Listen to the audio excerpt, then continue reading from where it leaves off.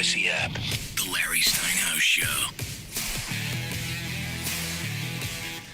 Good afternoon and welcome to the Larry Steinhouse Show. I guess you're waiting for Larry to stop me interrupting him. It's not going to happen today because there is no chance. There is no chance this week. He's not around, so we can do basically whatever we want. We can say whatever. We can discuss why the Democrat Party is the right party for you. Whatever you want, exactly. So, until he will be back, I will tell you that we are broadcasting from the Investor Schooling headquarters here in Bucks County, Pennsylvania. I am not Larry Steinhouse, the CEO of Investor Schooling, but I am Omri Morad, who known as the immigrant. And I'm here to make financial education fun and accessible to everyone, including you. Did you start the Facebook thing? I did. Why? Because it doesn't look like it started. It did. Okay. It Okay. just must be delayed. Okay. Okay, go ahead. Go back to your intro. To my intro. Maybe it's delayed. Where am I? I'm on the radio. Okay, so on this show, we discuss several ways of making more money.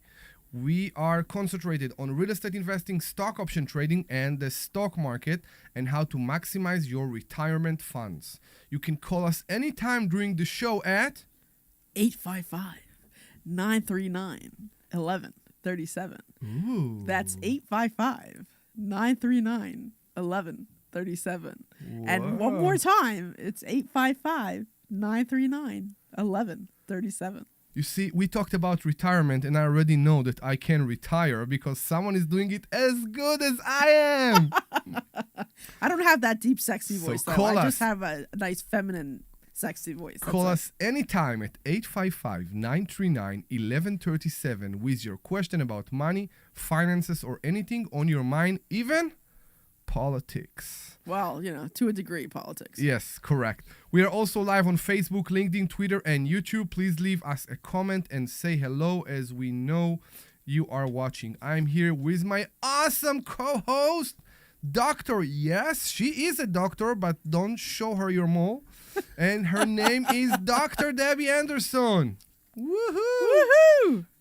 We also have our producer, Andrew Torres, here, ready to take your calls and put you on the air discussing finance, real estate, stock option, and even politics. So give us a call anytime at 855-939-1137. That's 855-939-1137. The Larry Steinhouse Show is brought to you by Investor Schooling. At Investor Schooling, we teach you things about money I bet you never believed are true. We focus on practical learning, and we will equip you with a real-world skill in real estate investing, stock option, tax-saving tips, which is a subject I want to talk today. I'm realizing how incredibly long this intro is and why we're always interrupting Larry, because it really is such a long intro. No? I don't know, but let me finish this thing because, yeah, I guess we need to do that. Maybe we should. For a while, he was doing the whole getting ChatGPT to write it, and we were doing a whole new intro. Yeah, every it was time. funny. I remember. That was funny. Yeah. Yeah. So, look, we're live now. Now you can see us. Of course All right, we are cool. live. No, All we right. were live before. I tried to play with it maybe a bit too much. Okay. All right. Okay, where are we in this very long thing that we are reading here? I don't know. Go ahead. Okay, so our headquarters are right here in Bucks County, but our online courses teach eager investors all over the country. So RSVP for a free. We are going back there.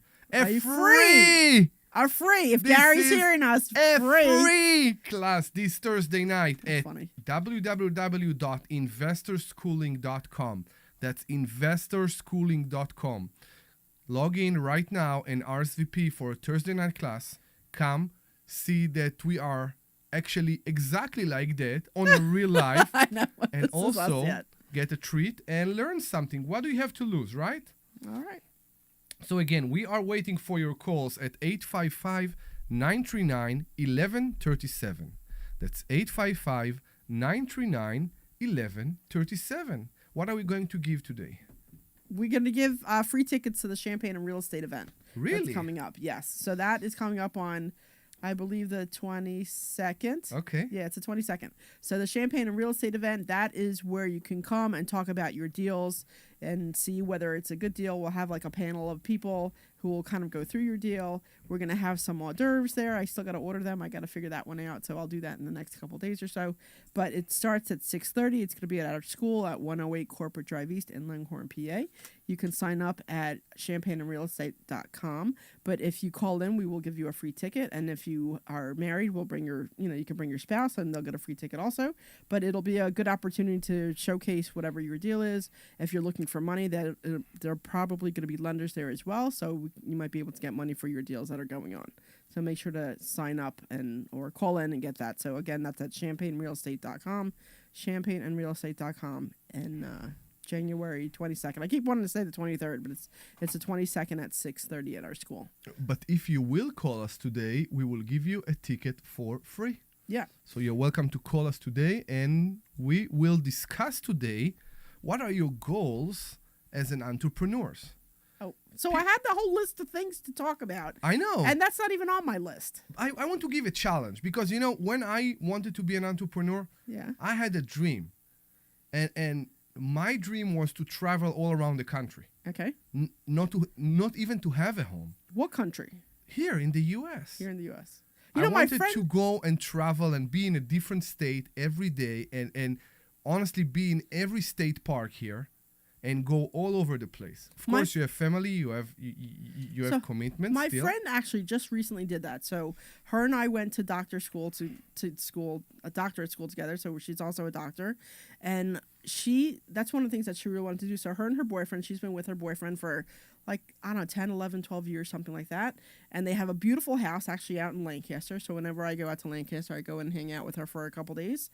And her boyfriend, they bought a fifth wheel. Do you know what that is, a fifth wheel? A fifth wheel is like a RV that attaches to like a pickup truck. Yeah. So they bought a fifth wheel, and then they bought a pickup truck. And the last time she posted, she was somewhere she had parked on, she was like maybe a football field away from the ocean. So she is doing that. She's actually, her and her boyfriend are traveling around the country and just kind of hanging out and doing their thing, because she does similar stuff to what I do, so she could do it from anywhere as long as we have internet connection. And it changed. Sometimes you think about entrepreneurship and you say, this was my goal when I was 20 or 30. And it changed over time. Last time I was in a cruise ship, there was a guy there that, he surprisingly, he was Israeli. Okay. And everybody was the suitcase are standing in line and ready to leave the ship. And the guy is sitting in the coffee house and he's not going anywhere. So I was curious. I asked, what are you doing? And he explained to me that what is he doing is he is actually going on cruises half a year at a time. Wow, 6 months at a time. So he don't go off the boat for sometimes 6 months. Wow, okay. Every night he has a show, he have a bar, he has all the activities. He never leave the boat. Okay. When the boat go in the Bahamas or Florida, wherever the boat goes, he doesn't leave the boat. It's not interesting for him. Okay. The only thing he cares about is what the boat has to offer. So we go on the boat and he's there for like half a year. Wow. And to be honest with you, if I would go on a boat and I will stay there for 6 months, they will need to remove me from the boat with a crane. Why? With a crane. You know how much food there is on the boat? Oh, yeah. So I went on a cruise in when did I go? Like last January? Yeah. I think it was last January. Yeah, my God, it was that long ago. Yeah. Okay, so I went last January. We went on, I don't want to say the cruise line, but it was awful. Oh my God, it was awful. It was the worst freaking cruise that we were ever on. Now I know which cruise line it is. So it was absolutely awful. Okay. The food wasn't great. Every time we tried to do something at night, it was so packed we couldn't even get in. Mm-hmm. And the app wasn't working, so we couldn't make reservations for anything. And then we went for our anniversary, and so we went. So I love steak. I'm a big steak person. I always like to get steak if I at a good place. At a good place, I'd like to get a good steak. So they had a Brazilian churrascaria, where they come around with the meat. Hey, the big poles of meat. Hey, you want this? You want this? That's the first time that your Argentinian accent came out. Can you say it again? Oh, get out! Do it again. The churrascaria. Look at that. That's so hot. Aubrey's getting all turned on now. I can't speak Spanish, Hey, do it again. Get out of here. So anyway, so they come out with the big like things of steaks and stuff, and all the different meat. They had the sausage, and they had this steak. They have chicken. They have pork. They would have whatever. So we went, and we tend to eat late. Me and my husband, we tend to we grew up eating very late. So like my parents are from Argentina, so we didn't eat dinner till 8. Sometimes dinner is 7. It's not 5. I'm sorry. Well, I'm fine eating dinner at 8, and sometimes like 8:39. Like I'm okay with that, and I grew up that way. So we got the later appointment. So I think our dinner was like maybe 8:30 or something. Mm-hmm. And we're going around. They're coming out with all the meat and everything. They come around. They're like, "Oh, how was your meal?" Everything I got was cold and burnt. It's those meals that you get. It's eat as you can. No. It was I paid extra for this meal. Okay. We paid extra. You know how like No. I'm not talking about the boat. I'm saying this meal, this restaurant. Was it one of those eat as you can? No. And the food come to the table all night? All you can eat? I think what you're trying to say is all you can eat. Yeah. Yeah. So it was a restaurant. Like, so they have the restaurants at the cruise ship, but there's some of them that you pay extra for to have course. like a right. I know, I got it. Yeah, so it was one of those, and then they have the little flipper thing. It's like a little coin that you flip over. Yes, keep bringing me meat, or no, stop bringing me meat. That's exactly, you answered it. It is eat as you can. Yeah, you can eat as much as you can, much as you want. But everything that came out, I'm telling you, was cold and burnt. You know why? Because so it was the problem with this system is they go to the first table, and then he take it to the second table, and then he take it to the third table, and if you're the last table. Yeah, but that wouldn't the furthest table from the kitchen, you are the last one that will get a piece of this huge and nice piece of beef, and it will get to you cold. I understand that it would get to me cold, but that wouldn't explain why it would be burnt. I agree. Right. So, I mean, that's what I mean. So we had this dinner that we paid extra for that was absolutely terrible. And then I think a couple nights later, we went to this other steakhouse that was there, and it was the other side of the restaurant. So it was this restaurant split in two, which is where they came out and gave you the food. And then the other one, it was like almost like a curtain almost, but you could see right through it. And then the food was also cold and burnt. I was not impressed at this cruise ship. Now, the only thing there was 2 things that we did that were a lot of fun. Mm-hmm. So we did a martini tasting. Ooh, so that was fun. So, for those of you that don't know, I'm really a big beer fan. I like lagers. Like, I prefer lagers. Like, Labatt's or Blue Moon are my 2 favorite beers, right? So, I prefer beer. But we wanted to do the martini tasting. So, they gave you, like, 6 little baby kind of martinis. I don't want to say baby. Like, they're kind of half as much as what you get from a normal martini. So, like, I guess kind of mini babies, whatever. And so there were 6 different ones. So we're trying this one. There was like an espresso one. There was a chocolate one. There was like a raspberry one. There was like the traditional one. And then there was a lemon one, I think. I don't even remember. So we're trying all the little martinis. And like, it's only like a half-hour tasting, or 45-minute tasting, maybe an hour. I don't remember. And we're, as you try the first one, they're talking about the glass. They're talking about what you taste. Whatever. So that was fun. And I'm telling you, by the time you get to the 3rd martini, you're feeling pretty good, right? Yeah, yeah. And then by the time you get to the 6th martini, you're like practically falling over. It's like hysterical. So it was fun. So we did that, and that was a lot of fun. And then, of course, whatever I didn't finish, my husband drank the rest of the martini, so he was feeling really good. And then the one time we did a wine tasting, it was like the second to last night we were on the cruise ship.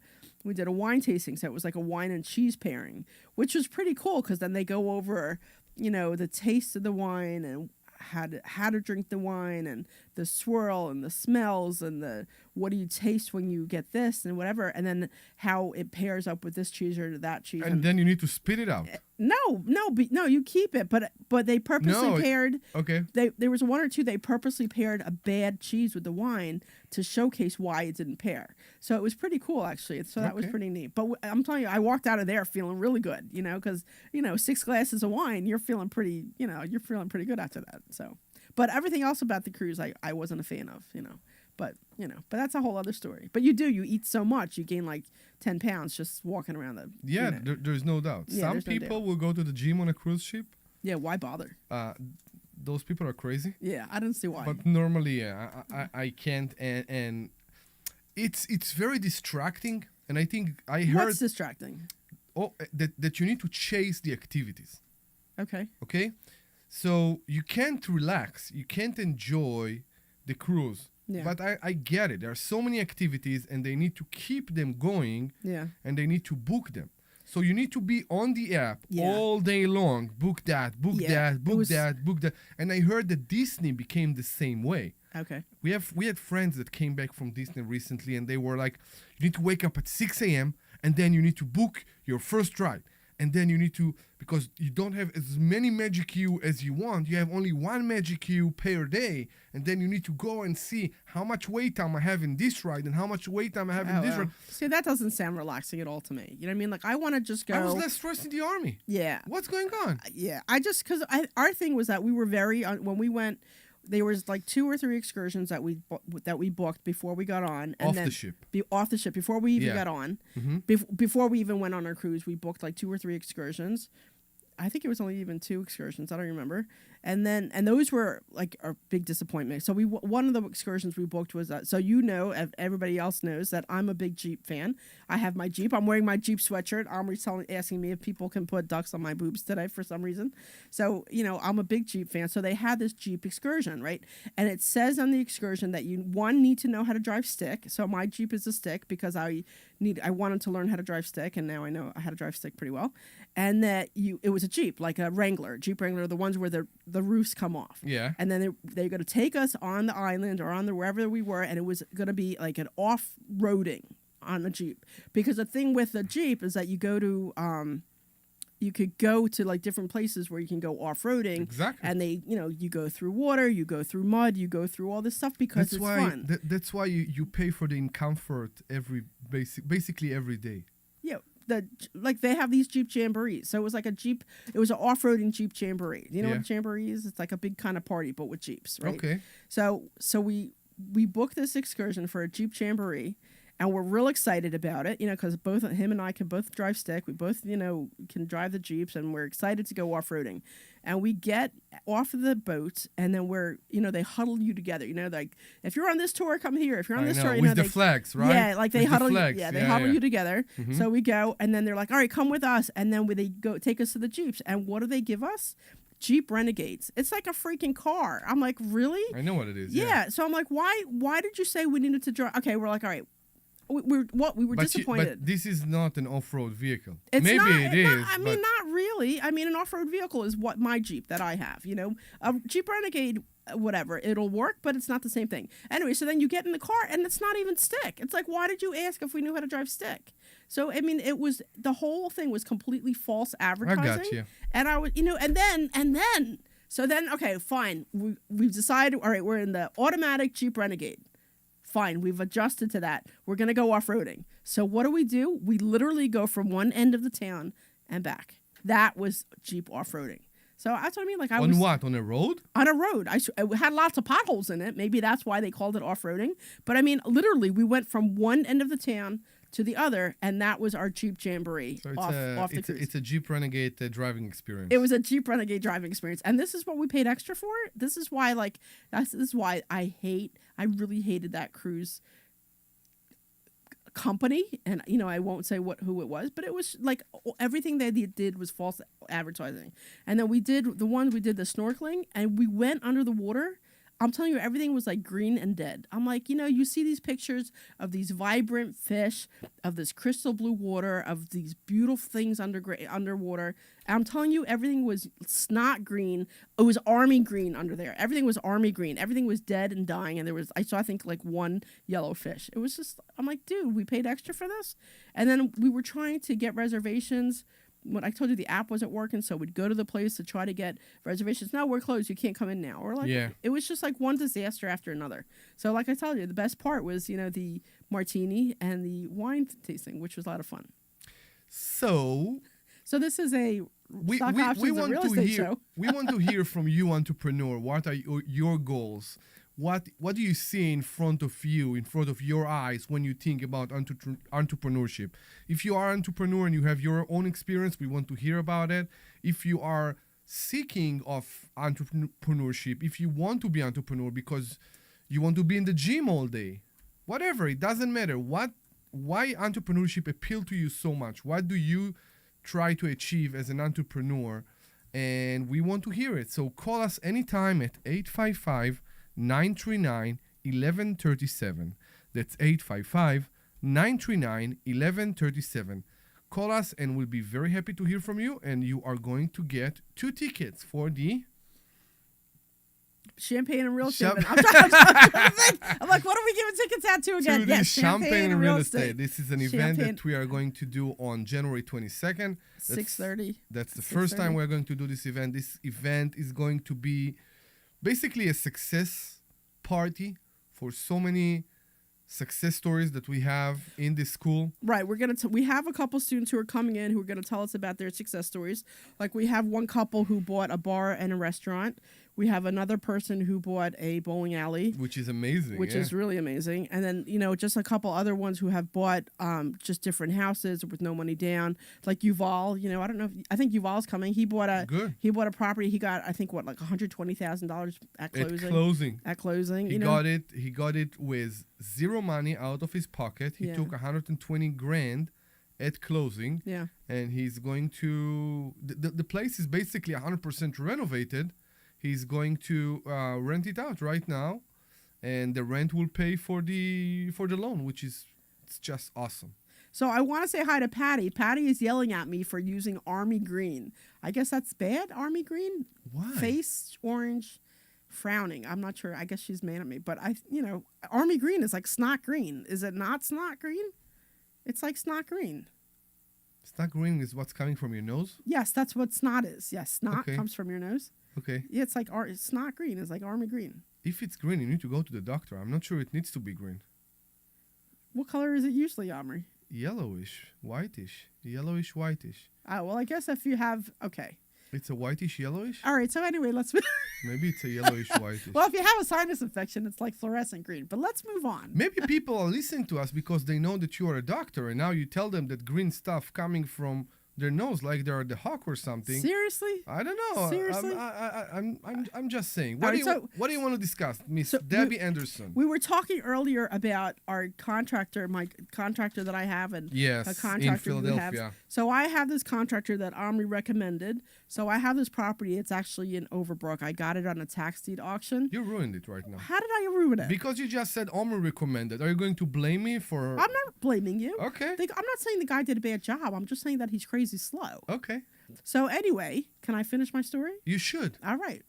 Let me finish my story. This Please. is weird. I never get this much airtime because it's usually Omri and Larry There's kind of no dominating oxygen the anymore in this room because you get so much airtime. Come on. All right.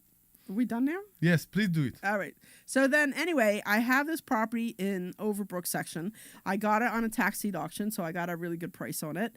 And I had it rented out and blah blah blah. And then I just had somebody leave a little bit ago, a couple months ago, and I needed to do a little bit of rehab on it. So I needed to fix the flooring in there. There was a leak on the roof that they never told me about. I have some.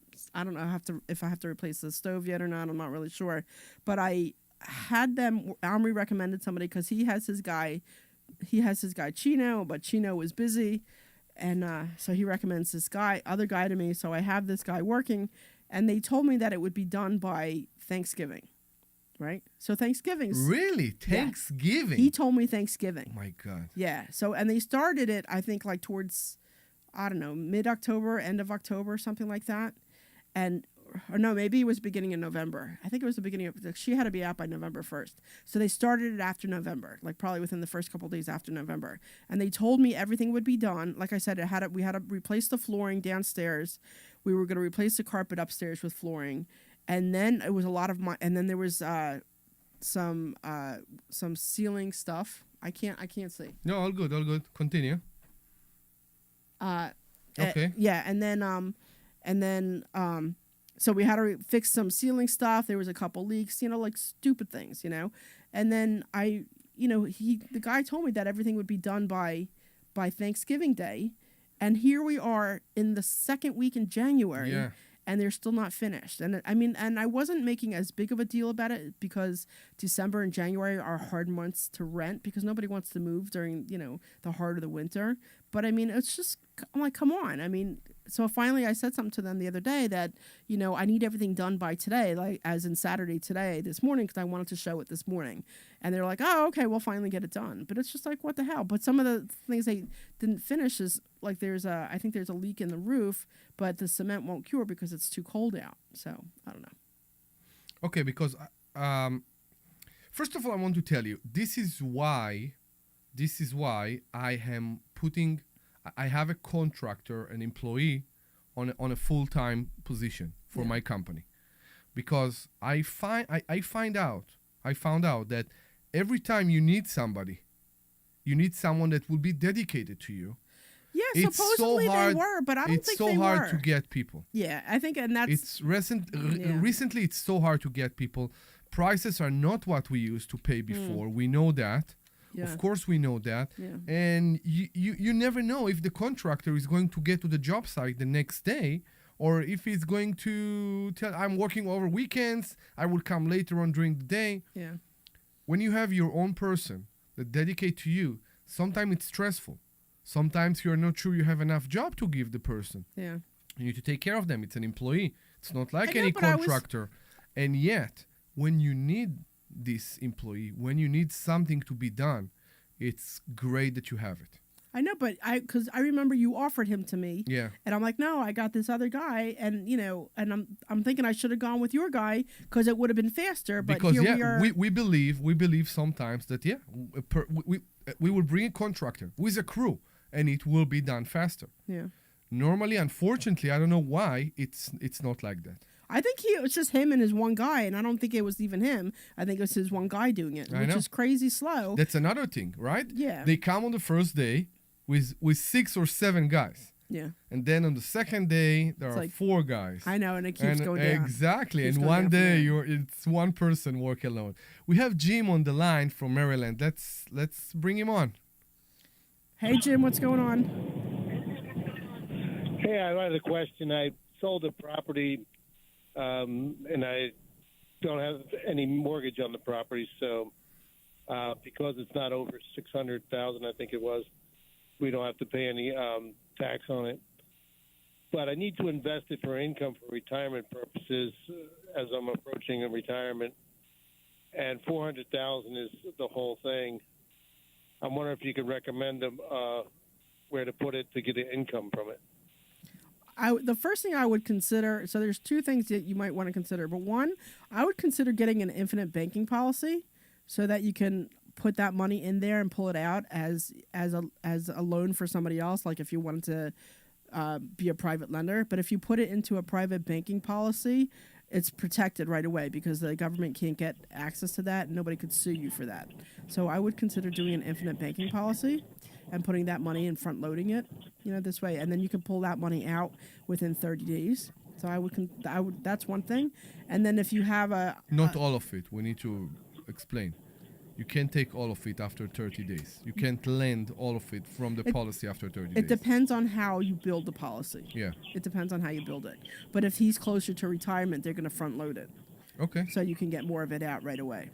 And then you could always take that money, you could give it to an investor, like a real estate investor, and you can be a private lender, right? So if you lend out 100,000 or 200,000 or whatever, you can get 8% or 9% interest on it, and then lend it out for 5 years, and then get a balloon payment at the end of 5 years. So that's something else you might want to consider.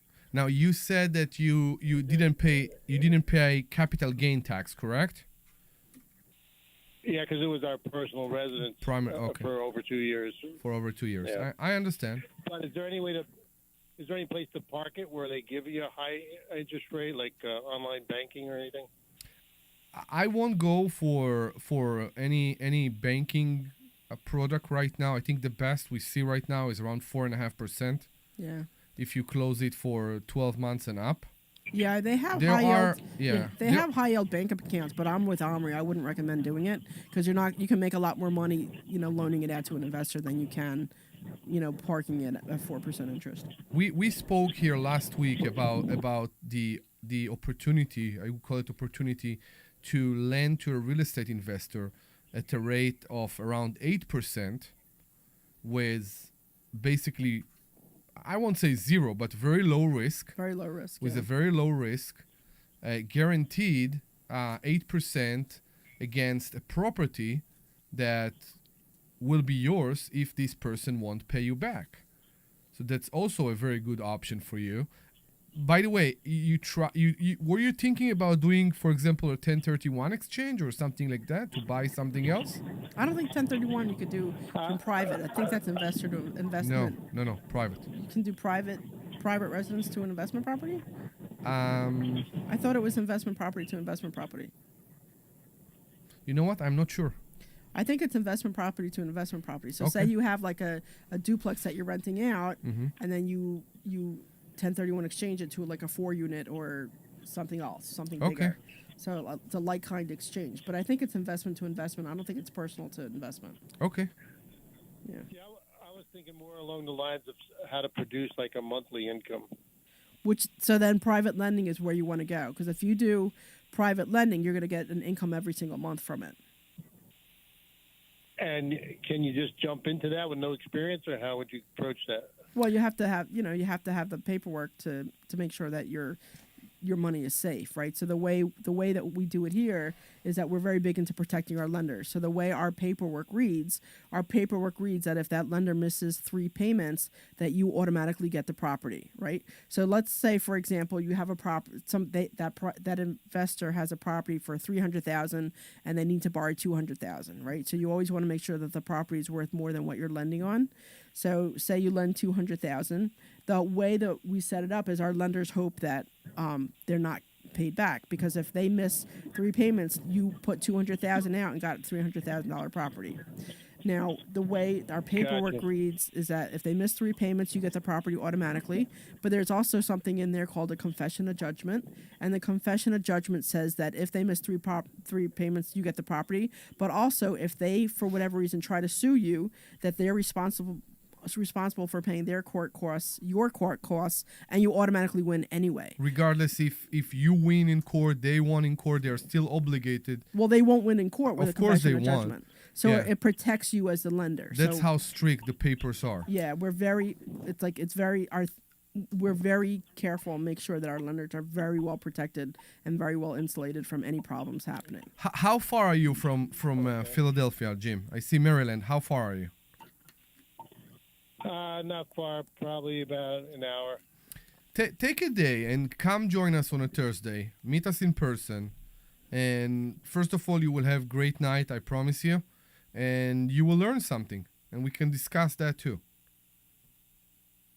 And so you do this through your company? Yes. Well, we're so this is the Larry Steinhouse show, but we have a school called Investor Schooling, and it is based here in Langhorne, Pennsylvania. So we're about 45 minutes north of Philly. But if you're from, so whatever that travel time would be for you, and we teach all about investment, right? We teach all about money. That's what we teach financial literacy. So we'll talk about how to save money on taxes. We'll talk about private investing in real estate. We'll talk about stocks and stock options. We'll talk about trust. We'll talk about infinite banking policies. We'll talk about velocity banking. We talk about landlord tenant, how to handle landlords and tenants.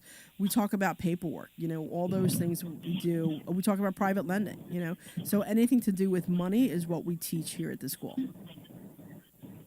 Okay. So All right, well, thanks for your help. Appreciate it. Yeah, of course. We And- encourage you to sign up at investorschooling.com. Yes, and if you are available on January 22nd, we'll be very happy to give you 2 tickets to the Champagne and Real Estate event we are having here at the school. You think you can make it on January 22nd at 6 p.m.? 6:30. 6:30, I'm sorry. As far as I know right now, yeah. Amazing. So stay on the line, please, and Andrew will take your number and address, and we will send you the tickets. Thanks. All Thank right, you. no problem. Thank Thank you. All right, and then I guess should we? We can do commercial Yeah, I was break, gonna but say, I should think we- they're on. I will give Andrew an easy moment because he's on the line On right the line now with him, with okay. him. Yeah. All right, so we'll wait a The couple minutes. thing with what to do with the money after you sell a property, it's a subject that's come again and again and again and again and Yeah, again, yeah. and it's the same with lending. When we have lenders here in the school that someone came to me on a Thursday, and when they pay when the investor pay them back, they go back to the investor and say, "Come on, buy another property. Yeah, they get take my upset. money. Yeah, take and my it's money." funny. They're And- not get upset. They Yeah. just said, "I want to be back to this point that you pay me the 2-3 grand a month Yeah. for my money. Yeah. Find another property. Do that." I had that same issue happen because I have that one I have a property out in Lancaster, and I paid. I actually had I had a lender and I paid her back. And then like within like a week, she's like, Deb, I have this money now, are you getting something else? You need more money? Are you getting another property? I'd like to get this money back out working for me. Yeah. So they do. Like our lenders get frustrated. Maybe not frustrated, but they're like, okay, now I have this money back, which is great, but it's not making me any more money anymore. So here, take it again, so that we can start making money on it again. So yeah. Yeah, we are all about taking the money from the private lenders and not from the banks. Right. And all right. So we're gonna take a quick break, right, and then we'll be back, and then you can call us up and ask us any questions you want. Okay. Please do. All right. All right, Andrew, take us to commercial if you don't mind. This is Larry Steinhouse with Investor Schooling. Do you know when the best time to buy investment properties is? It's now. It's always now. You just need to learn how to buy them correctly. Go to investorschooling.com. We're good. Sign up We're for a clear. complimentary class this Thursday night and learn how to buy investment properties and make money every time. Where's That's all right. our That's what we listeners teach. today? We teach how Only to buy Patty investment tonight. properties Only and make Patty. money every time. Only Go to Patty investorschooling.com. I guess maybe because and Larry's not here. Who RSVP knows? right now. Apparently we don't This rank. Thursday night We are not at good you guys enough. hear me? We're not That's good enough. investorschooling.com. Can you guys hear me? Yes. This is we Larry do. Steinhouse with Investor Schooling. So I put him back on hold, and you guys gave me time to try to get his information and stuff like that. Yeah. I tried to talk to him, and he hung up. Okay. Okay. So if he calls back, I'll get his information and I'll send it to you. But I just wanted to let you know that he hung up, and I wasn't able to get to him. That's fine. Okay. All right, Thank no you. worries. Can you put the music back on because we can't hear what's going on? Yes, sorry. Larry Steinhouse with Investor Schooling. took it off so I Don't could go talk through to you. life Okay, ignorant yeah, no about how worries. to become a millionaire. Learn how to invest in real estate, the stock market, precious metals, and learn from an expert. At Investor Schooling, we teach these things and more. We only provide education, and we will teach you how to leverage real estate, how to leverage the stock market, and how to leverage precious metals to make more money than you've ever made before. Go to investorschooling.com and take a complimentary class this Thursday. We will see you there. Investorschooling.com. That's investorschooling.com. This is Larry Steinhouse with Investor Schooling. You may know me from my book, Money Hacks. You may know me from my radio shows. And you may even know me from some of these commercials. But listen, I'm teaching stuff that people need to learn about money. In fact, my favorite topic is money. So go to investorschooling.com and you will learn things about money that you never even knew existed. We will teach you things about real estate, about the stock market, and about how to use your IRAs properly. Go to investorschooling.com and sign up for a complimentary coming class back. this Thursday night at 7 o'clock. That's investorschooling.com. This program is paid for by Investor Schooling. I like this music. We're gonna start dancing to it. We'll start rocking out to it. There we go. Hello and welcome back to the Larry Steinhouse Show. The Larry Steinhouse Show is brought to you by Investor Schooling. At Investor Schooling, we teach you things about money I bet you never knew. We focus on practical learning and we will equip you with real-world skills in real estate investing, stock option, tax saving tips, and the secrets of financial freedom. You can you can go right now online to investorschooling.com. You can surf online? Is that what you're gonna say? Yeah, I don't know. You surfing online? You do. We're surfing online. Yeah, surfing online. Yeah. Yeah. Yeah. Yeah, it's the immigrant thing. No. It Surfing is- online is a real thing. Yeah, So yeah. go to investorschooling.com. That's investorschooling.com, where you can RSVP for a free Great. class this Thursday. I Yes, thought it was you will. funny. The whole immigrant thing. I think it was last Thursday. Yeah. Where somebody said, "Hey, can you pan on Larry?" And you were looking at me like, "What does this mean? What does that mean?" Remember, somebody had asked, Yeah. Can you pan the camera on Larry?" And you were looking at me like, "What does that mean, pan?" Because you're thinking pan like a pot. A like pot, yeah. A pot, yeah. So pan is also like, hey, move the camera over this way and that way. So it's funny. There's always these little, immigrant things that we always have to correct you on, which is always kind of funny.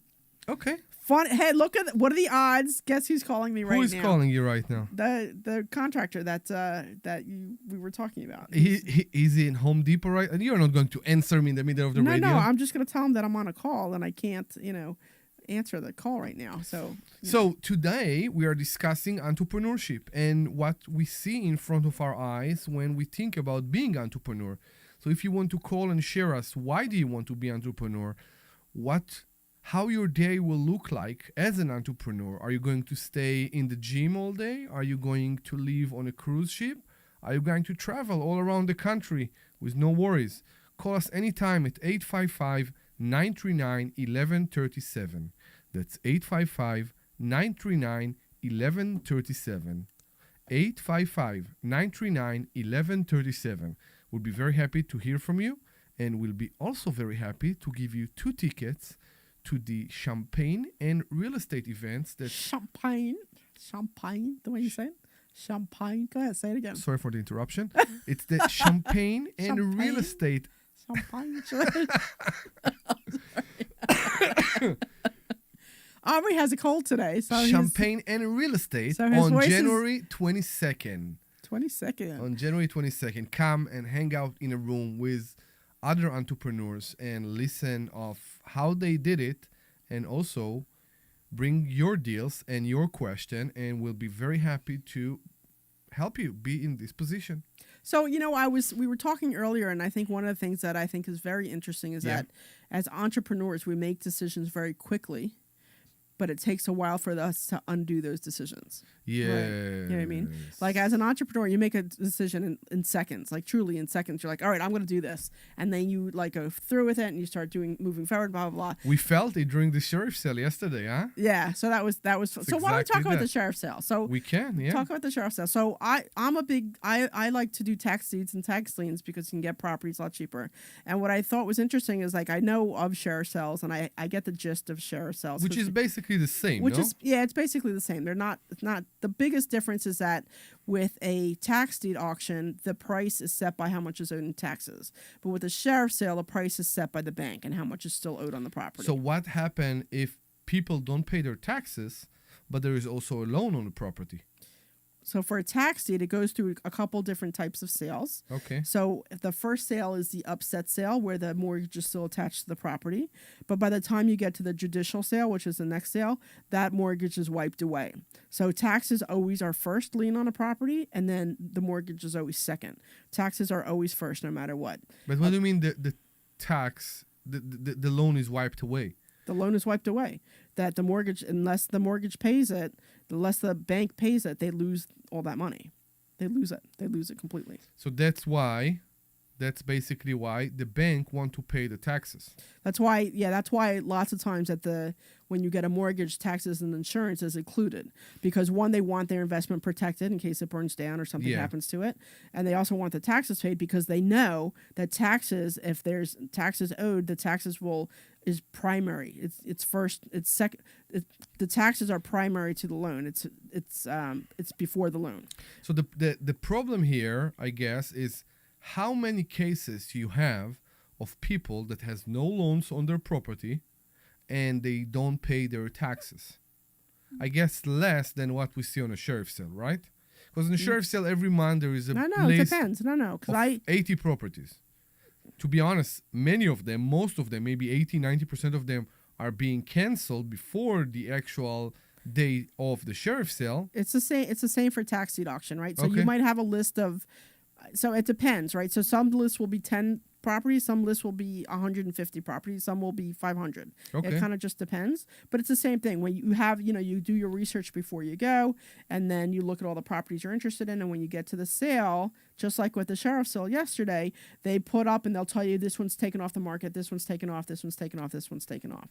So at the sheriff's sale, what happens is that the person stops paying on their mortgage and they get foreclosed on, and then that property goes up for sheriff's sale. It's a different process than a tax deed process, and the bank gets to determine how much is going to be, how much they want for that property. So they set the price, right? So the price is like $200,000, $300,000, $270,000, or whatever it is, plus the closing costs, and that's the sheriff's sale. But for a tax deed sale, the price is set by how much is owed in taxes, not by the mortgage, because the mortgage is already wiped away by that point. So I like the tax deed sales because they're much cheaper.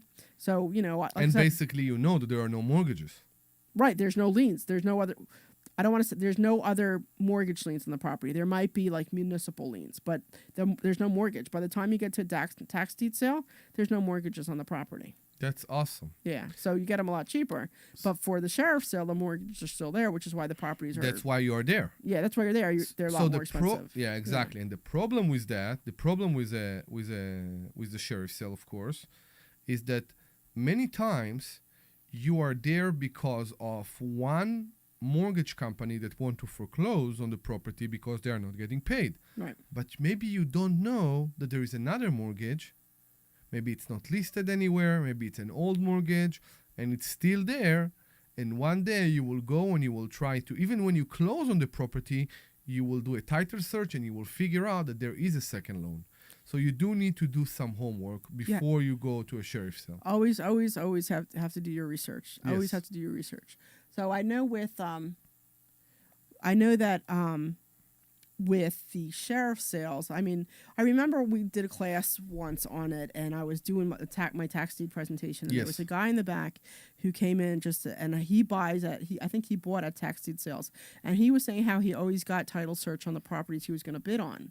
And he asked me what my thought was on it. And my thought was, why waste the money? If he's going to go bid on 6 properties, why waste the money on those 6? Because by the time he gets to the sale, 4 of them might be wiped away already. You know what I mean? 4 of them might already have been taken off the market. So then he would just spend, $100 for nothing. And then by the time you get to, like I said, by the time you get to tax deed, all the liens are wiped away. So the only thing you have to worry about are IRS liens, which are really not a big deal, and any municipal liens or mechanics liens, because those will stay, you know. But you know, the mortgage is gone, so there is no second mortgage that you need to deal with, right? But with the sheriff's sale, it makes a little bit more sense to get title to run a title on it, because you might have a second lien behind it that you might not be aware of. So you definitely have to do your research. But it's not just looking at title. You also want to look at the location. You want to see what the outside of the property looks like. You want to see if it's in a good area. You know, you want to maybe check out your neighbors. You want to check out the street. You know, there's lots of little things that you want to look at. You want to look at to see if there's any crime in the area, and if that's an issue, maybe you want to look at what the school system's like. Maybe you want to see if it's close to like a Walmart or close to like a shopping center, because that's going to make a big impact. I always like to look at how many people are in the county, because I want a population of more than 100,000. Because if my goal is to buy and hold and rent it out, I want to make sure that there's people in the area who just period, people in the area to be able to rent it out. Because if you have a population of 15,000 in a county, you know, that really limits who your renter pool is. Yeah. So those are some of the things that I like to look at. So we have Tom from Bluebell on the line. Hey, Tom, how are you? Good afternoon. How are you? I'm good. Good. I wanted to tell the gentleman who called in from Maryland Yes. that I've done 1031s, and he cannot do a 1031 with his personal house. Okay, Yeah. I got you. And I would never, ever recommend that he buys real estate or invest in real estate or lend on real estate more than 10, 20 minutes from where he lives. I own a lot of property, and you know, if he's close to retirement age, he's better off putting his money, no offense to you guys, into Vanguard or something else, and get 4, 5, 6, 8, 10%. You know, we all know the market made 25% last year. It's terrific. Doesn't always happen. But close to retirement, you can't take a risk. So And as much as private investing pays a higher rate than banks, it's risky. No matter how well you vet your buyers, they can walk away. This guy in Maryland doesn't want to own after 3 bad payments to have the house in Philadelphia or elsewhere. we Right? didn't. So that doesn't make sense. Yeah. Our recommendation to him is to lend to a real estate investor and not to invest on his own in real estate. But that's too risky. Anyone Why close do you to think it's retirement, too risky? The guy's probably in Let's because discuss the it. guy's in his 60s. I get So it. what? He's You in his can get 60s. you can Why get do you think it's risky? you can get What? you Yeah. can get Because, cash like flow you, every like month. You said, Yeah, you get cash flow every of month, course you and your can, money's but you can doing get it from something for you. Vanguard. You can get it from Vanguard too, and sleep at night. If you said the guy can walk away after 3 lost payments. He doesn't want a $200,000 or $300,000 property 60 miles from his home or 75 miles from his home that's in disrepair. That's crazy. Come on, What's- don't give that kind of advice. It's not. It's not. It's. I I'm own trying. a lot of real estate, and No. I'm a broker. I've done Yeah. it for 50 years. Okay, so I think that there's a little bit of You've got to confusion be here. conservative. I think there's a little bit of confusion Yeah. here. One is that no one said anything about a house that was in disrepair. No one said anything about, if you're looking at it from the investment, there's 2 things from the investment side that you're not thinking about. One is that you're putting in whatever you're putting in, and you have a property, you have a lien, not the property, but a lien on a property that's worth more than what you put into Sure. it, and you're getting money from Sure. it every single month. Okay, you're getting you're getting cash flow from it every single month. And the thing with Vanguard, if the market goes down, you're also losing some of the money. Where your money in real estate, the value of property usually tends to go up. So your likelihood of losing you're much safer parking your money as a private lender than you are putting it in Vanguard. And I do want to add something, Tom. Maybe 1 second. Maybe you think that we basically hope, or it sounds like we hope that the real estate investor will not pay. In all my years of experience, it never happens. You know why it never happens? Because a real estate investor don't want to lose his property, especially if the property bring the money that will pay the loan. And it always does, or you won't lend the money. They don't want to lose the money, and you will keep getting those monthly payments in the high rate that you will never get anywhere else. And the other thing too is that you won't get it anywhere else. And you're also forgetting too that with Vanguard or Fidelity or whoever, they're taking out a substantial amount of fees every year. You know what I mean? So if the market's up 25%, you're not getting 25%. But Vanguard has the lowest fees in the world. It just happens to be in the Philadelphia, Delaware Valley, metro area, and it's a very efficient outfit. But if a guy's near retirement, he can't afford to lose that nest egg from his own private home, right? If somebody's younger and has an income, sure. Let's say they lend $200,000 at 8% a year. That's $16,000 a year, and they typically pay it back with this method, right? 3, 4, 5, 6 months.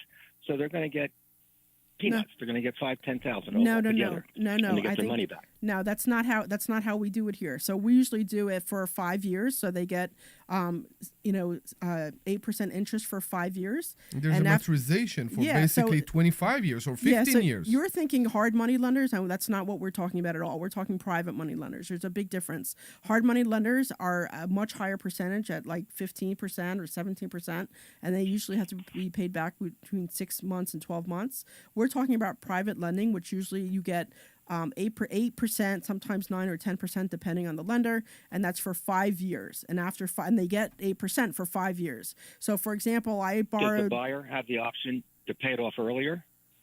They do. Sure, he does. Right? They do, but you could. So, but as the hold on. So as the lender, these tend to be flippers. These are typically flippers. Right? No, we're not talking about absolutely flippers. Not true. No, that's not true at all. No, that's not true at all. This is normally rentals. This is long-lasting rentals. These are buy and holds. These are people who want to buy properties and rent them out so that they're able to make cash flow on them. So, and then again, as a lender, they get to dictate the terms. So I have a lender where I have it in there that if I pay before 3 years, I have to pay a penalty for it. But I have other lenders that, if they get paid off early, they don't care. So as a lender, you get to make those own terms. You could change them per loan. But these are longer term loans. So after 5 years, the option is either to do a balloon payment for, whatever that payment is.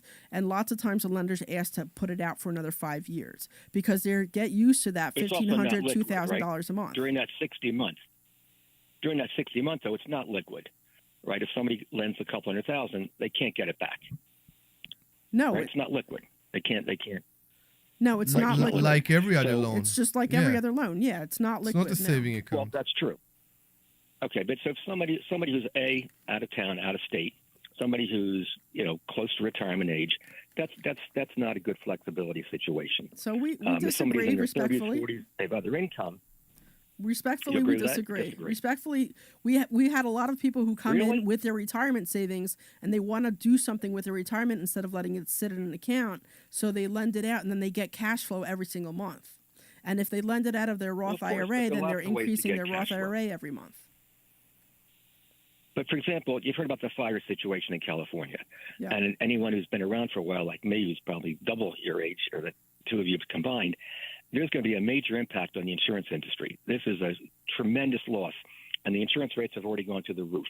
And the real estate market is pretty tenuous right now. And, the world's in a shaky position.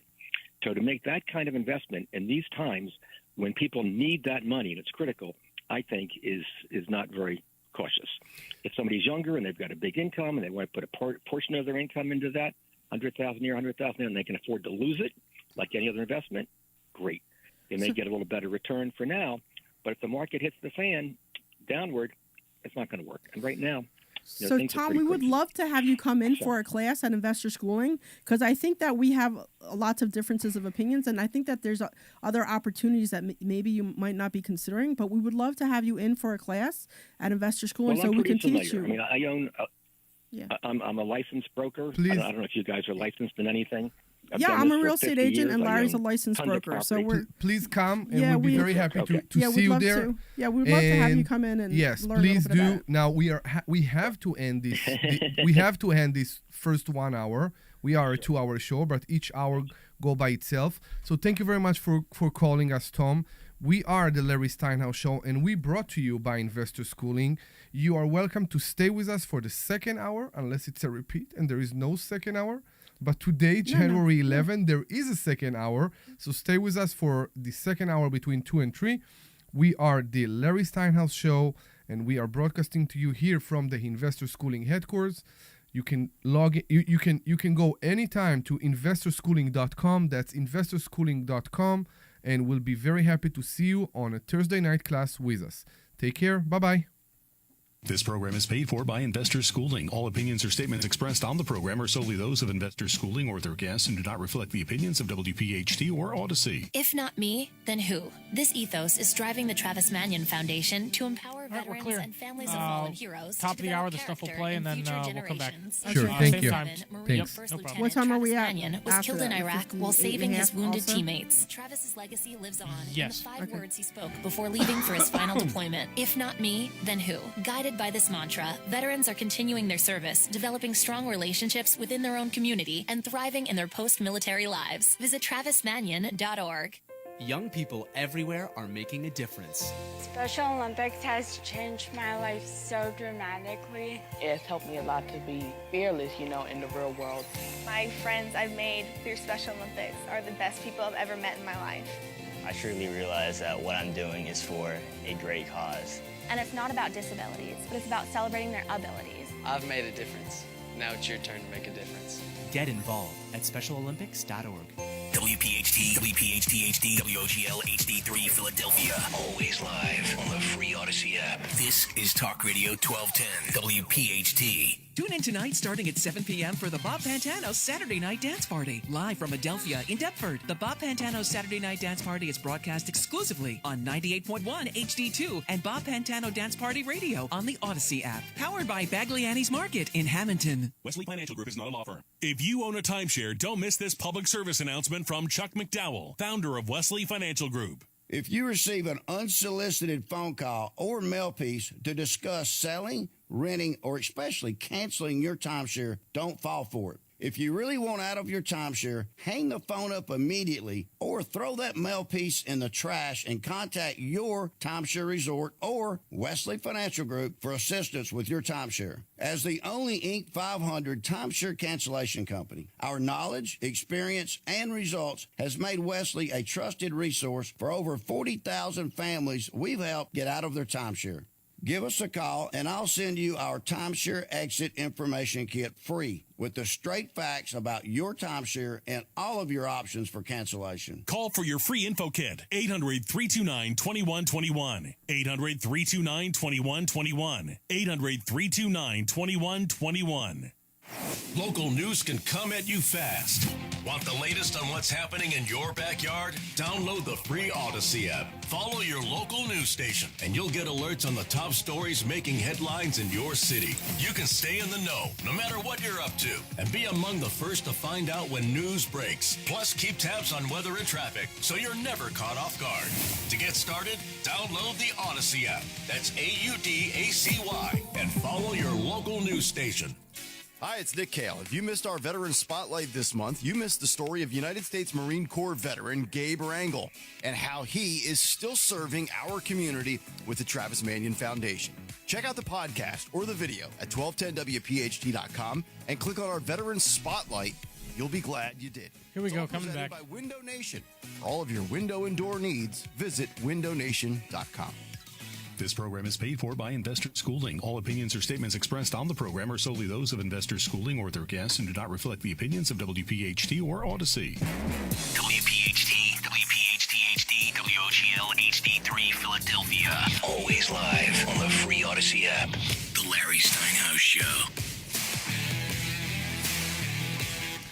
Good afternoon and welcome to the Larry Steinhouse Show. We are your financial literacy. We're on our second hour. Omri can't talk. No. We're on our second hour of the Larry Steinhouse Show. Today is January 11th.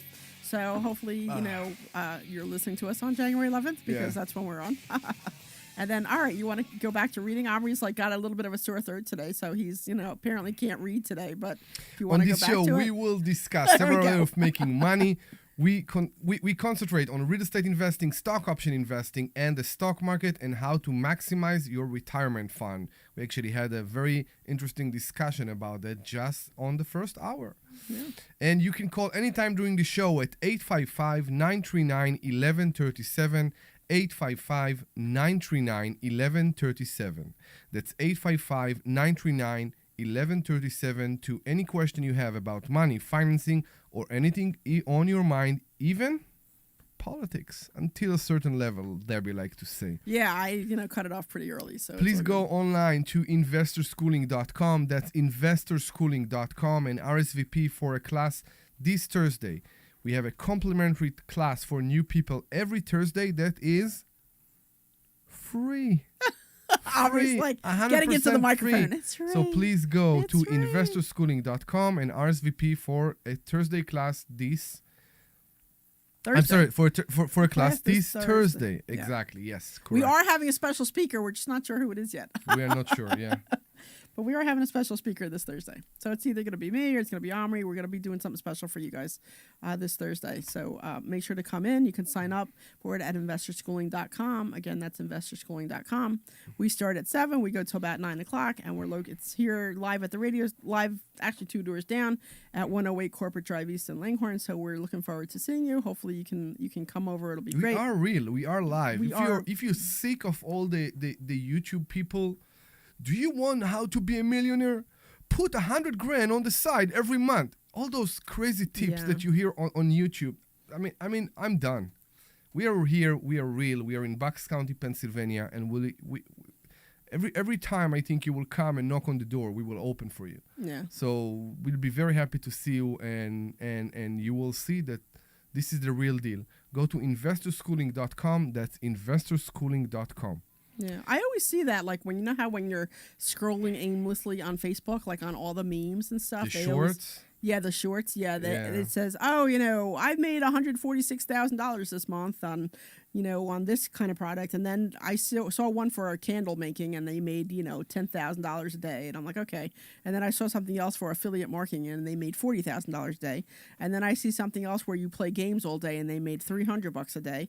You know what I mean? I just, it's interesting that every time and it's my fault. I've been working on putting a timer on, so I'm not aimlessly listening to this crap for so long.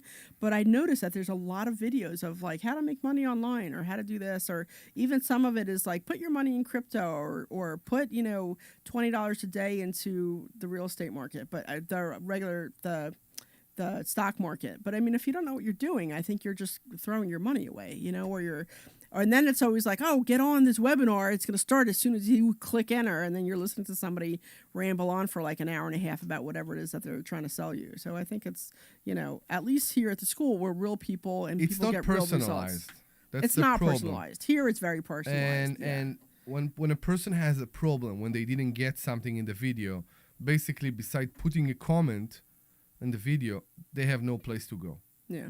And that's what we saw before we even started here, and we didn't like. And that's why we decided to do it in a more personal way, in a way that we have the ability to show how much we care. I think that's what's great about our Monday night masterminds is that people come in with a specific question and they say, hey, I don't know how to do this one thing. And we'll talk about it. We'll be like, all right, you're going to do this. You're going to focus on this. Don't forget to ask about this, or don't forget to do this. Or the one time that you and I did a class, remember we were talking about the landlord tenants? Yes. Here's what I look at when we do this, or here's things that I include on my lease. And then you and I were just going back and forth about some of the things that we do. And we are learning. We're learning not only from the success of each other, we also learn from the mistakes of each other. Right. I used to be known as the worst landlord. Yeah. When I started, I did very big mistakes. Yeah. And actually, I want to discuss those mistakes with you right now. Okay. One of the things we always like to say is that when we do the call, we explain to the potential tenant that they will need to come up with first, last, and security in order to move in. Right. This is 3 payments. Right. Now, what we experienced, of course, in the last, I don't know, let's say 2-3 years, is that rent prices went through the roof. Rent prices have gone up? Rent rates went up, very up. They you are, didn't but they're, see that? yeah, but now they're down. Maybe now it's cooling down, Yeah, and we and it see that seems like it's they're cooling harder. down. It's harder to rent. It's harder to rent. Exactly, and we see what's going on, and yet the rents didn't drop in the same way they came up, and that's the market. Okay. And many people don't have the ability to put first, last, and security. Yeah. And I see more and more people calling me. We are doing the same call, the same question, the same. It's basically the same script of every call. Yeah. And many people say, "Oh, I'm sorry, I don't have the money to move in. I don't have the first, last, and security. Mhm. What do you recommend me to do?" So I don't know what to do. That's why I'm asking you. So I ran into that too on my Monroe property because it's a poorer area. Yeah. And I was because I'm the same way. I want first, last, and security because this way you have 2 months rent in case something happens. But I realized that a lot of people in that area, they didn't have that kind of cash to come up with. Mhm. And as much as I hated to do it, I had to take first month's rent and I took one security. I tell you what's worrying me, because a place that stands empty is the worst, of course. It's and very expensive. For It's those exactly. people don't realize, and I just saw this meme actually on Facebook when I was looking earlier today, and they were saying how it was on Facebook and somebody said, oh, rent is going up. And then, so it was a picture of, clean water going down the sink. And as soon as they said, oh, rent is going up, they were starting to put oil down the sink. And then, so two things that make me think Where of was that? It was a thing on Facebook because, Okay. and the thing that irritated me is that, a renter who's stupid enough to put oil down the sink, one, is a disgusting slob, and two, all they're doing is causing problems for themselves later that's going to end up costing the landlord and them. You know what I mean? And the thing is that, everything has gone up. Everything. Taxes have gone up. You go into the grocery store, everything's more expensive. Gas has gone up. Everything that you can think of has gone up. Pico just raised their rates 20%. I mean, so they Really? Yeah, Pico. Okay. Yeah, you just look at your bill. But just what I'm saying is the whole point is that everything has gone up. So people who are renting, the landlord to have that property and to own that property, it costs us just as much it costs us more to own that property and maintain Correct, it. yes. So of course we have to raise the rent. It's not like we're raising it, $500, but I mean, 3 to 5% a year is standard. And the reason we are asking for the first, last, and security, I don't like the last. So I normally ask first and security, but the security is in the amount of 2 months. Okay. And I think that what people don't get is that sometimes when a person decide after 1 year they don't like the place, and you get the place back and there can be damage. Yeah. My goal is always to give them back the full security. Mhm. But if there are holes on the floor, if there are holes on the walls, all that, I need to bring a contractor Yeah. to fix all that. Yeah. And with everything going up, materials and labor went up. Yeah. Right? Yeah. We can't find the workers for $100 or $150 a day anymore. Right. It's gone. Right.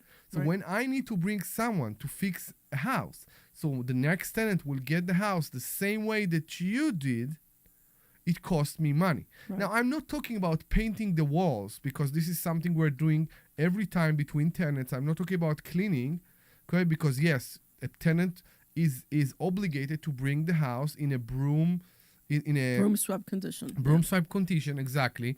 And we still do more. And to me, when a tenant leaves after 1 year, it's on the edge of not worth it. Yeah. It's on the edge of not worth it. Yeah. Yeah. And I'm not even considering here all the surrounding, Mhm. which means that I need to consider a roof every, I don't know what, 20 years, let's say. I need 10 to to 15 consider a years, yeah. heater. I need to consider a water heater. I need to consider all the things Yeah. that are considerable when you hold a house. We have Bob from Philadelphia who has a property question for us. Hey, Bob. Hi, hello. How you doing? How are you, Bob? Good, good. Hey, I had a question, guys. I'm very close to retirement age right now. I've lived in Philadelphia for about 30 years. I have the property. So the property, I've raised a family in the property. So, but now I ended up moving out of the house and moving out to Lancaster County. That's where I plan on retiring.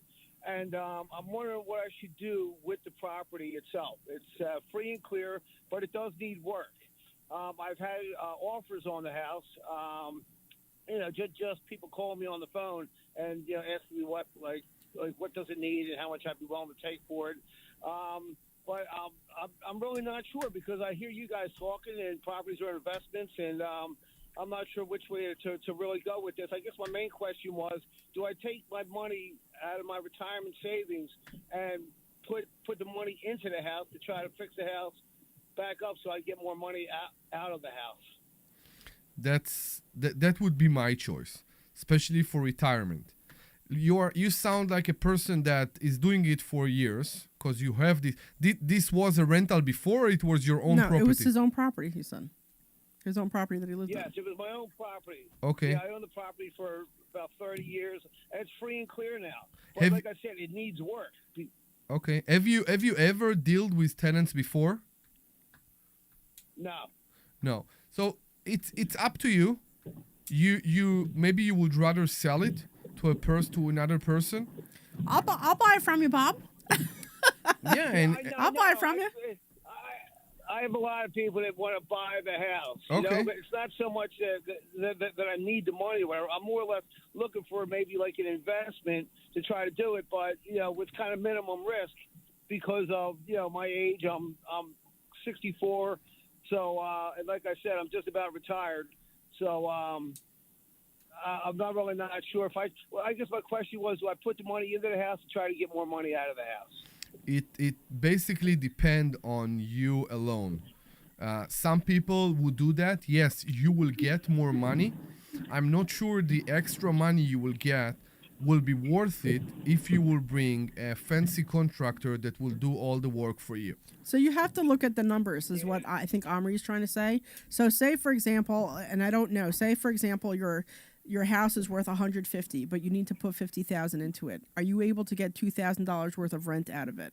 If not, then you have to reevaluate that, right? So, how much do you think that it could, if this is something you want to keep as an investment property, how much does the rent go for the area? Because that'll help give you an idea of how much you need, what your max is. That'll help with your numbers, right? So say your properties were $70,000, say your property needs $50,000 worth of work, and maybe it's worth $70,000. So then 7 plus 5 is what, 13. So can you at least get $1,300 worth of rent?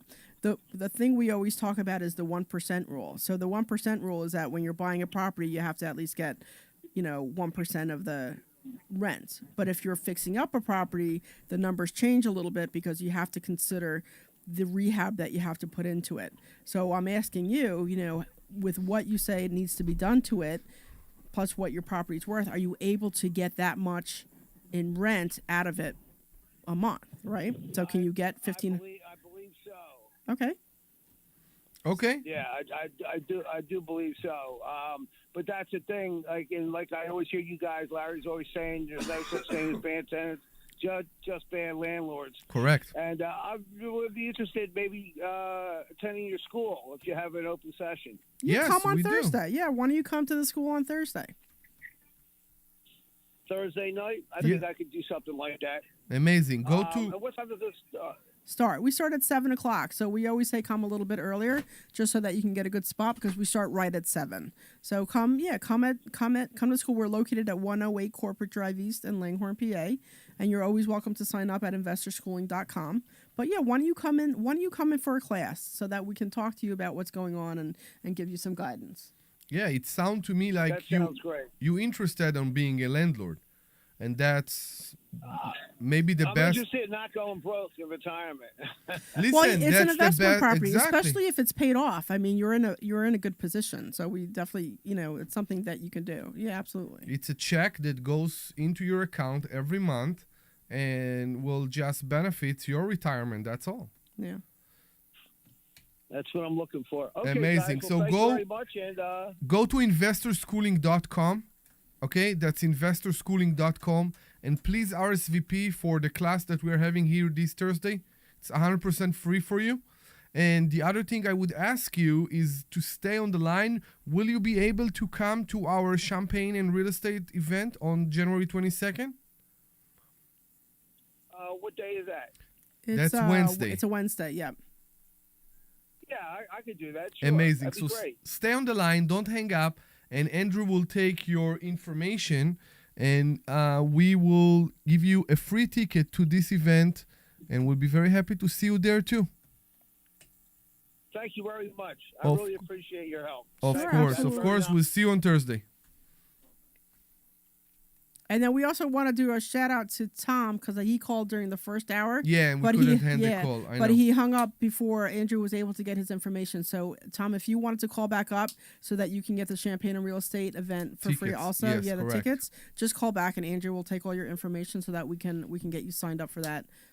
He mentioned you hung up before he had a chance to do that. So please give us a call back so we can get you tickets to that event. So let's go back to the subject we discussed before the call.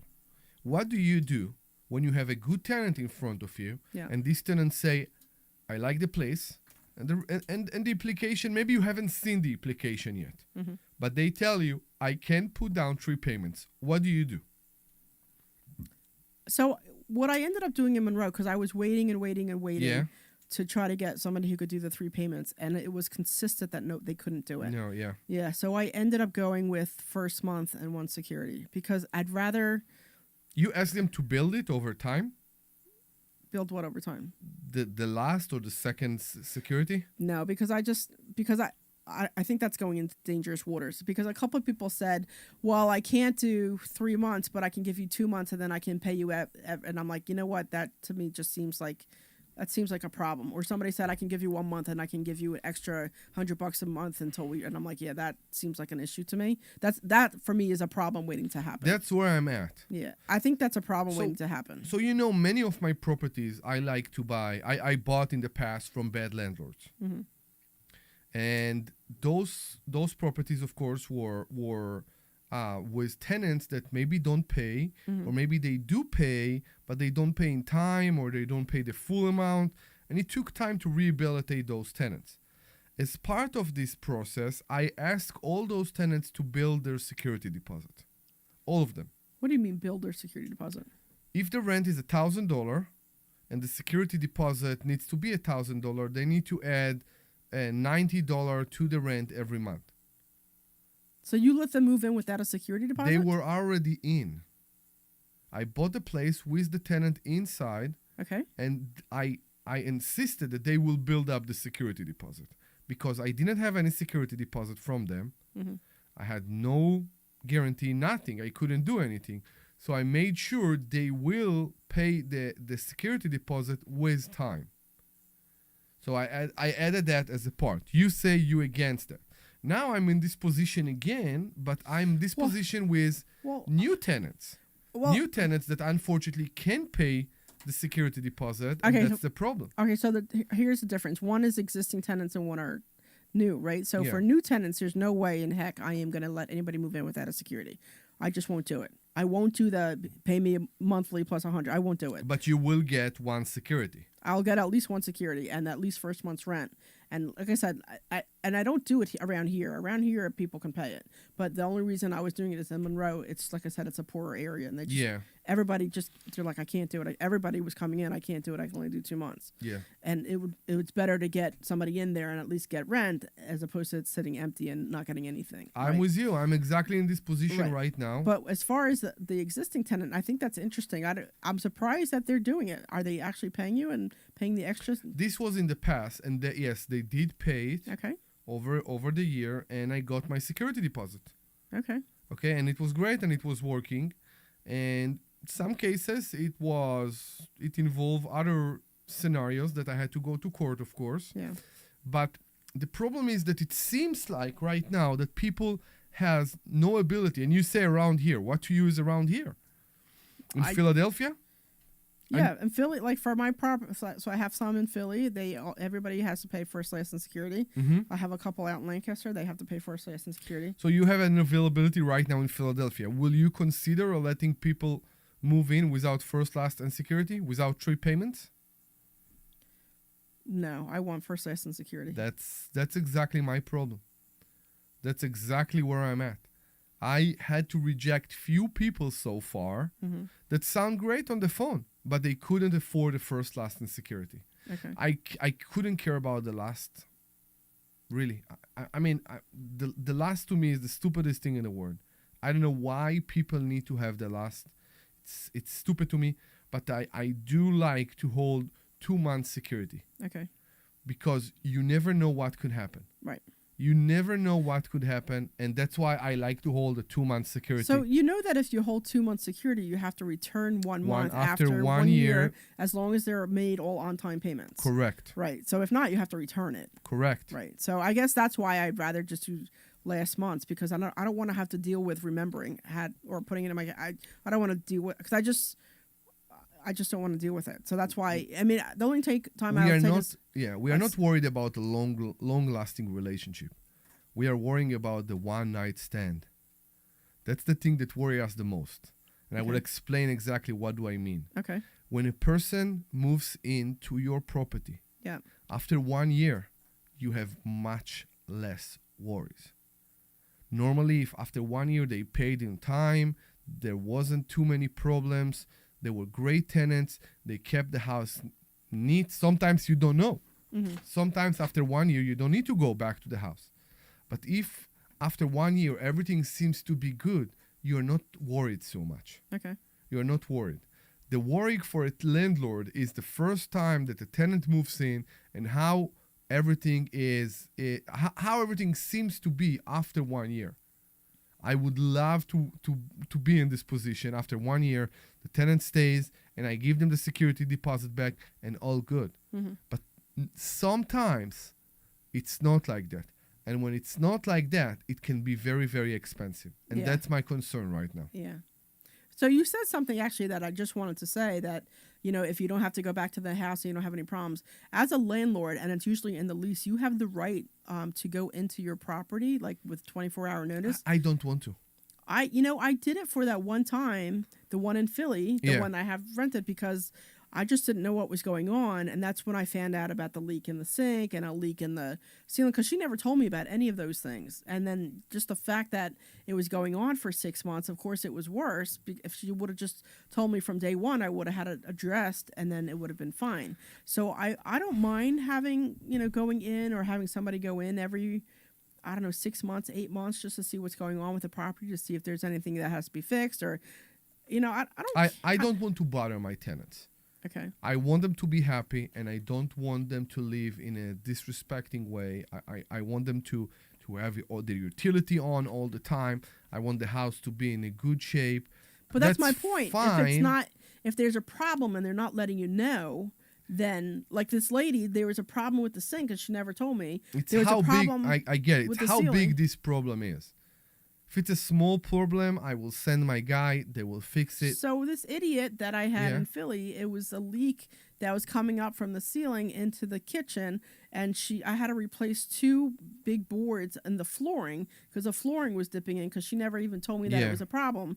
And if I knew, I would have addressed it right away. I think we even silver coated this roof at some point. Yeah, we silver coated this roof. Yeah, it's the same property. Wow. So that's what I'm saying. Like, if she would have just told me, But the roof is still leaking right now? yeah, accordingly, yeah. There's a corner part that's still leaking that has to be fixed, and it has to be cemented. But because it's been so cold, it won't cure, and I need to wait for I that understand. to warm up to fix that part. But I mean, everything else is fixed up. So that's exactly the problem. People sometimes don't understand that the small damage. I had tenants that just moved actually from one of my property to another property. They're a Section 8 tenant. They got a voucher for a bigger house. And I agreed to do this because, again, they were great tenants from day one. And it's a big family. And it was fine with me. When they left the house, now it's a big family.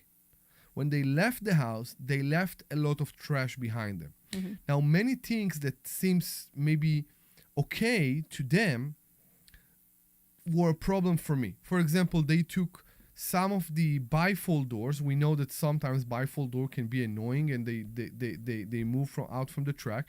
They didn't. It wasn't important for them to put them back on the track and to install them back. So it took the bifold door and they put them in the basement. As we know, basement can be moisty. Yeah. So those doors. Moisty?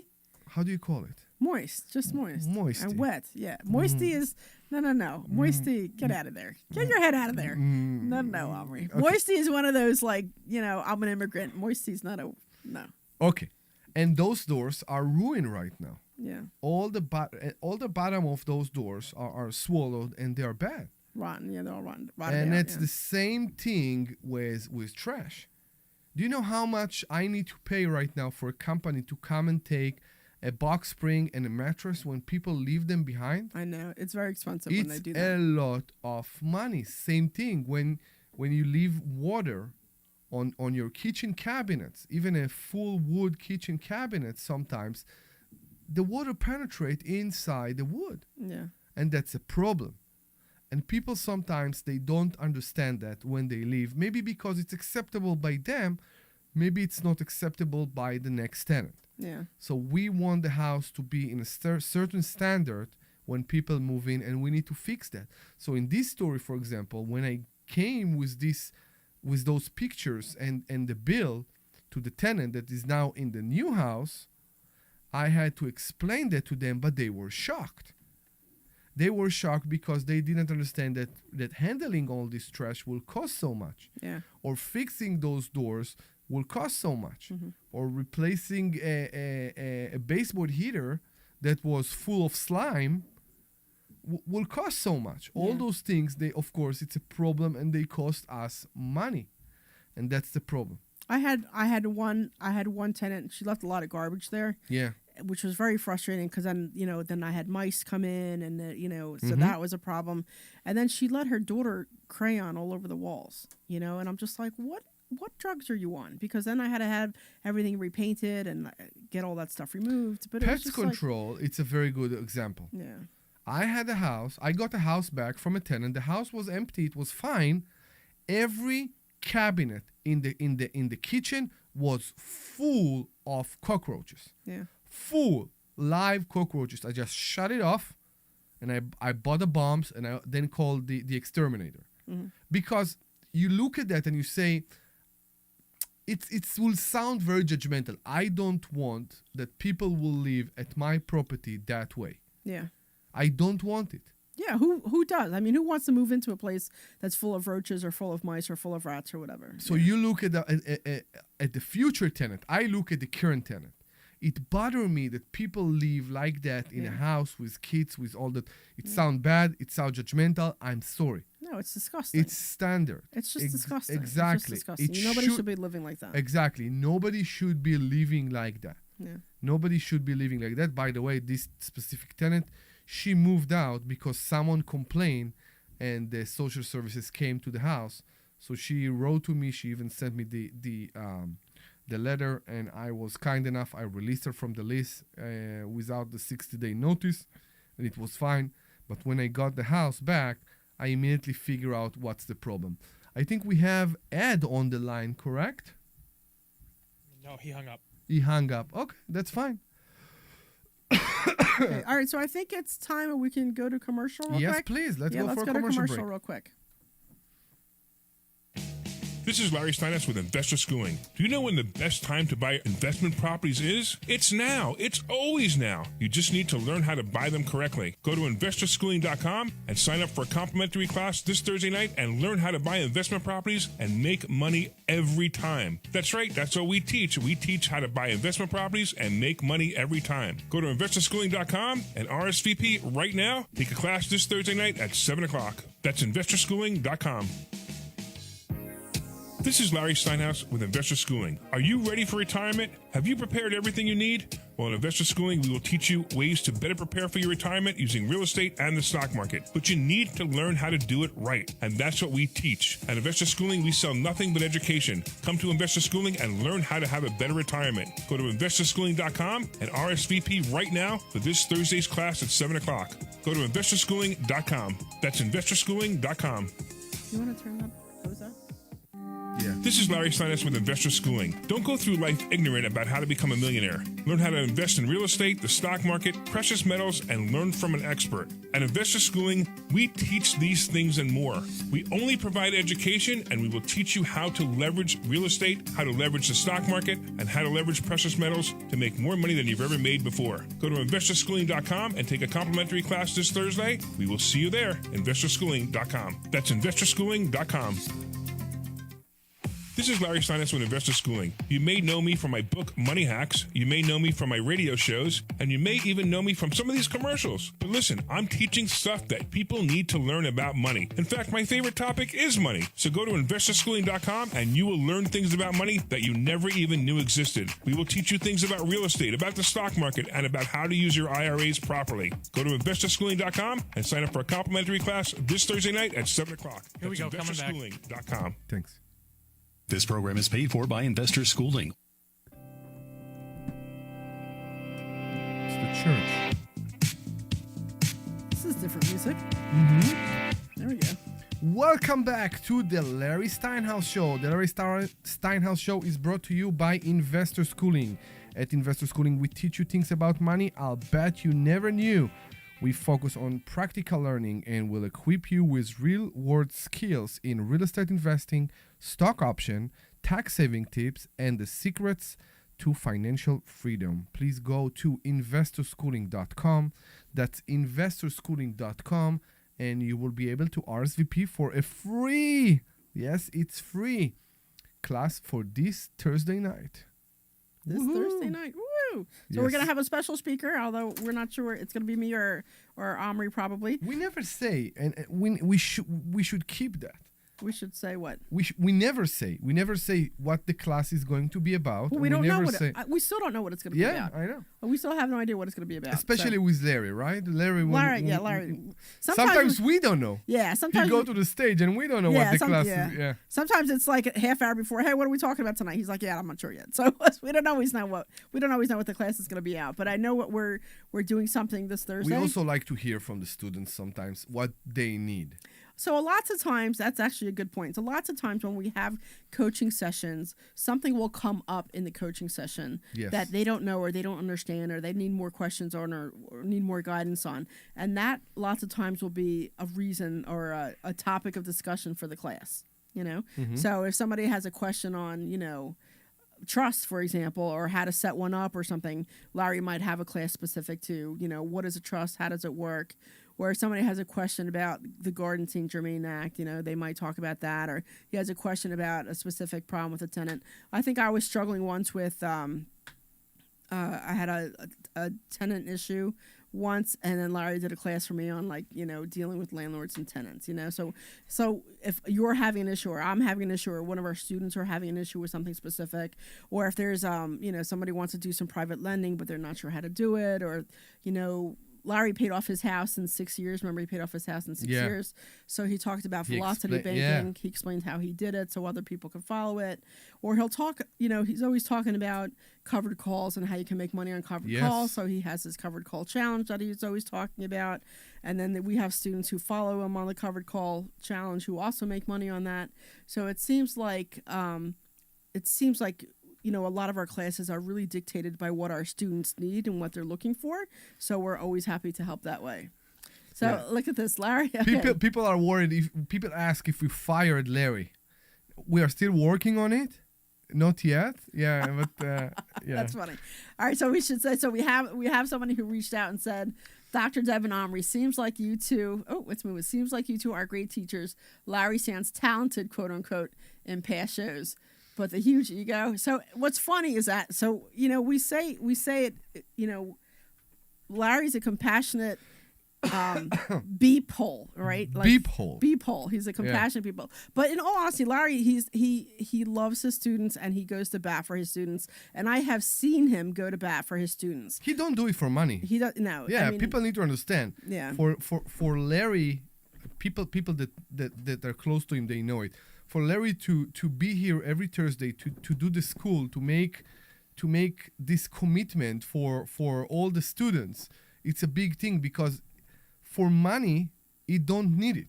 He doesn't need it for money. Yeah, and he he can live much calmly on the properties that he owns, and be happy. I believe. The problem with Larry, he won't be happy. Yeah. He won't make enough impact, and that's how the school became. That's how it came to be. Yeah. Yeah. Because he wanted to teach people about financial literacy. But I've seen him. You know, we've had students who were robbed of their money. You know, and people who had lost $200,000, and he went to like where it was a scam, like the paperwork was a scam. The pyramids. Yeah, and he went to like the district attorney and he called up these people and he got them their money back. You know, like Larry, I told you, he goes to bat for his students. Like he really cares about his students, and he really cares about their successes, and he gets high off their successes. You know, even with me and you, if we do something that he gets excited about, he'll always, you know, he gets excited about that. But he lives through his students. He really, really does. And he doesn't need the school, that's for sure, but he loves to help. So he doesn't need the school financially, he needs the school mentally. Yeah. Yeah. Let's say that. Yeah. So when you say he's got a huge ego, he doesn't have I guess Larry's just Larry. You know what I mean? Like what you see, and we say this all the time. It's like how Omri and I are, or how the three of us are on the radio. Like this is who we are. Like this is who we are. Like because I remember we did I think we did a Money Hacks event, and people were like, or they come into like the school on a Thursday night, and the three of us are bickering about whatever we're bickering about. Correct. And they're like, "Wow, you guys are just like this on the show." It's just like, yeah, this is who we are. We're not putting on airs. I mean, this is who we are. This is how we act and how we're goofing off. Like Omri went to the yesterday he went to the sheriff's sale that was out in Doylestown. Yeah. And he calls me up. He's like, "Hey, what are you doing?" I'm like, you know, what's going on? He's like, come over and hang out with me while we go to the sheriff's sale. I'm like, all right, let's go. You know, Yeah. so we just kind of hang out and goof off, you know, whether it's at the school or whether we go, you know, out to dinner with all the spouses. It's like we just go goof off and have fun. Listen, Larry is Larry. Look at it as a TV show. Yeah. Right? When you go on a host show, you can't change the host. You take from the show whatever you take, and if you like it, you like it, and if you don't like it, too bad. Like it, yeah. Exactly, too Right. bad. Right. And I tell you something else about this guy that is not here. With his big ego, and with the fact that sometimes I can get very insulted by him, he knows how to go back, and he sometimes even know how to apologize, and that's the best thing about him. Mm-hmm. There aren't many people with this success story standing behind them that still have this, let's call it humanity, that to me disappear from the word sometimes. Well, he's very honest and he's very brutal. But Compassion. He's very compassionate. He really is. Yeah. But the other thing too is that he's not going to tell you what you want to hear. Of course. He's going to tell you what you need to hear. And sometimes that's what a mentor is. You know, it's like they're not going to tell you, "Oh, you're doing wonderful, doing great," when you're making mistakes left and right. No, you need somebody it's not mentor. That's a therapist. Yeah. So it's like you need somebody to tell you it straight, and Larry will tell you straight, whether you like to hear it or not. He'll tell you it straight, you know, and he does it to all of us. There's nobody who's immune to that. Correct. You know what I mean? So, and you have to realize that's just who he is. Mm-hmm. And if you can't handle that, then, you know, then the school is not for you, you know? So I wouldn't want to say, I don't want to say he picks on people, but he'll tell you, you know, hey, you're screwing this up, stop doing it. And this is the right way to do it. You know? Guys, no change will come out from your comfort zone. Yeah. There is no change that will come out of your comfort zone. That's the essence. If people want to success and to stay who they are, I'm not sure it will work. Maybe who they are, it's not the right term, but to stay where they are. Mm. You won't be able to stay where you are and make different results. Yeah. I don't think so. Yeah. Unless you are doing something extremely wrong. But normally we need to change our life, to make different choices in order to be able to make those significant changes and to reach those significantly higher results. Right. You have to get comfortable being uncomfortable. Because Yes. if you're always staying in your little bubble, you're not going to learn anything, you're not going to do anything, and you're not going to make any changes in your life. So you need to go out and make mistakes, or you need to go out and get guidance from somebody who knows what they're doing, and you need to take action. Like we always say that you need to take action. Like everybody's like, oh, well, I need to get a business. I need to get my LLC first, and then I need to raise money first, and then I need to get business cards, and then I need to do my website, and then I need to do You're this. basically creating this scary list that will make sure you won't do anything. Yeah. Don't think about that. Yeah. You just have to go out Don't and do think it. about it. We always say to people, because people are coming here mainly first new time student, and my LLC is ready, and I have the money, and I'm there. Do you have a deal? No, Do and then you they're have like something no. to buy? Yeah, and they're like, "Oh, well, I've been wholesaling for 4 years, but I haven't gotten any properties yet." It's just like, so you haven't been wholesaling for 4 years. You've been Correct. goofing off for 4 years. Correct. You know? So- Don't worry about anything beside doing what you want. If it's stocks, start dealing with stock. Start experiencing the stock, and if it's real estate, finding the deal. Yeah. You don't need the LLC before you find a deal. You don't even need the money before you find the deal. No, you don't need money even after you find the deal. When a deal is good, the deal is good, and the money will come. The money will come. And we proved it again and again and again and again. Over and over again. We find that over and over again that when the deal is good, the money just shows up. And Larry, you know, I was in disbelief lots of times, and with all my Monroe stuff, like every time I needed money, it showed up every single time, you know. Or I've been looking at some other properties, and I have some money waiting for me in the wings that I wasn't expected. It's just like, hey, when you're ready, here it is. So, you know, the money will come when it's time. It really just will. It is. Yeah, but it says, you know, so I can't read. I think Spicoli. I think is that what it says. But it says proof will be in the pudding, but the pudding is yours. You know, if you're not going to come to class and you're not going to make any changes or you're not going to do anything, then it's your own fault. You know what I mean? So we can give you the guidance and the knowledge you need to be able to do whatever it is that you want to do. We have students that's what they do. They are not active. Some surprisingly are fine with that. Mhm. And maybe they're getting their kick by other people's success. We know a big guy that has this syndrome that he like to get his kick from other people's success, but some people maybe they don't want to do. Yeah, some people are happy just staying where they are, and that's fine. That's fine. you know? And but if you do want to make the change, if you do want to make it, you have to be committed. You have to be committed. You have to take action. You have to do one thing a day or one thing a week or something to keep yourself moving forward. And if you don't do that, then it's your own fault. You know what I mean? Like it's kind of like you could lead a horse to water, but you can't make him drink. Like you have to take action and do something. And if you don't take action, then, you know, you can't complain about how your life is the way it is. Agreed. But it's not for everybody. Like I know people who have done the same job for 30 years and they're okay with that. And that's all right. Like not everybody's an entrepreneur. Not everybody wants to be an entrepreneur. I know a lot of people are happy with their 9-to-5 jobs and they're happy with their life, and that's okay. Like you don't have to be this entrepreneur if it's not something that you don't want. But some people have that drive in them to say, I can't do this anymore. I used to work at a really prominent pharma company, and I hated my job. I hated it. I hated going in the morning. I hated working on the stuff I was working on, and I knew that it just wasn't for me. You know I have what a mean? question. So- You knew how much you hated it back then? Oh, yeah. Yeah? Oh, I hated it. I mean, let me tell you, I was there 8 years. I had a nice 401k set up. I mean, I was in a very good position there. And at one point, like, I would have been the head of the thing I was working on, like, with hands down. So I look at when I talk to friends sometimes, it's surprise. I don't know how to take it. How is work?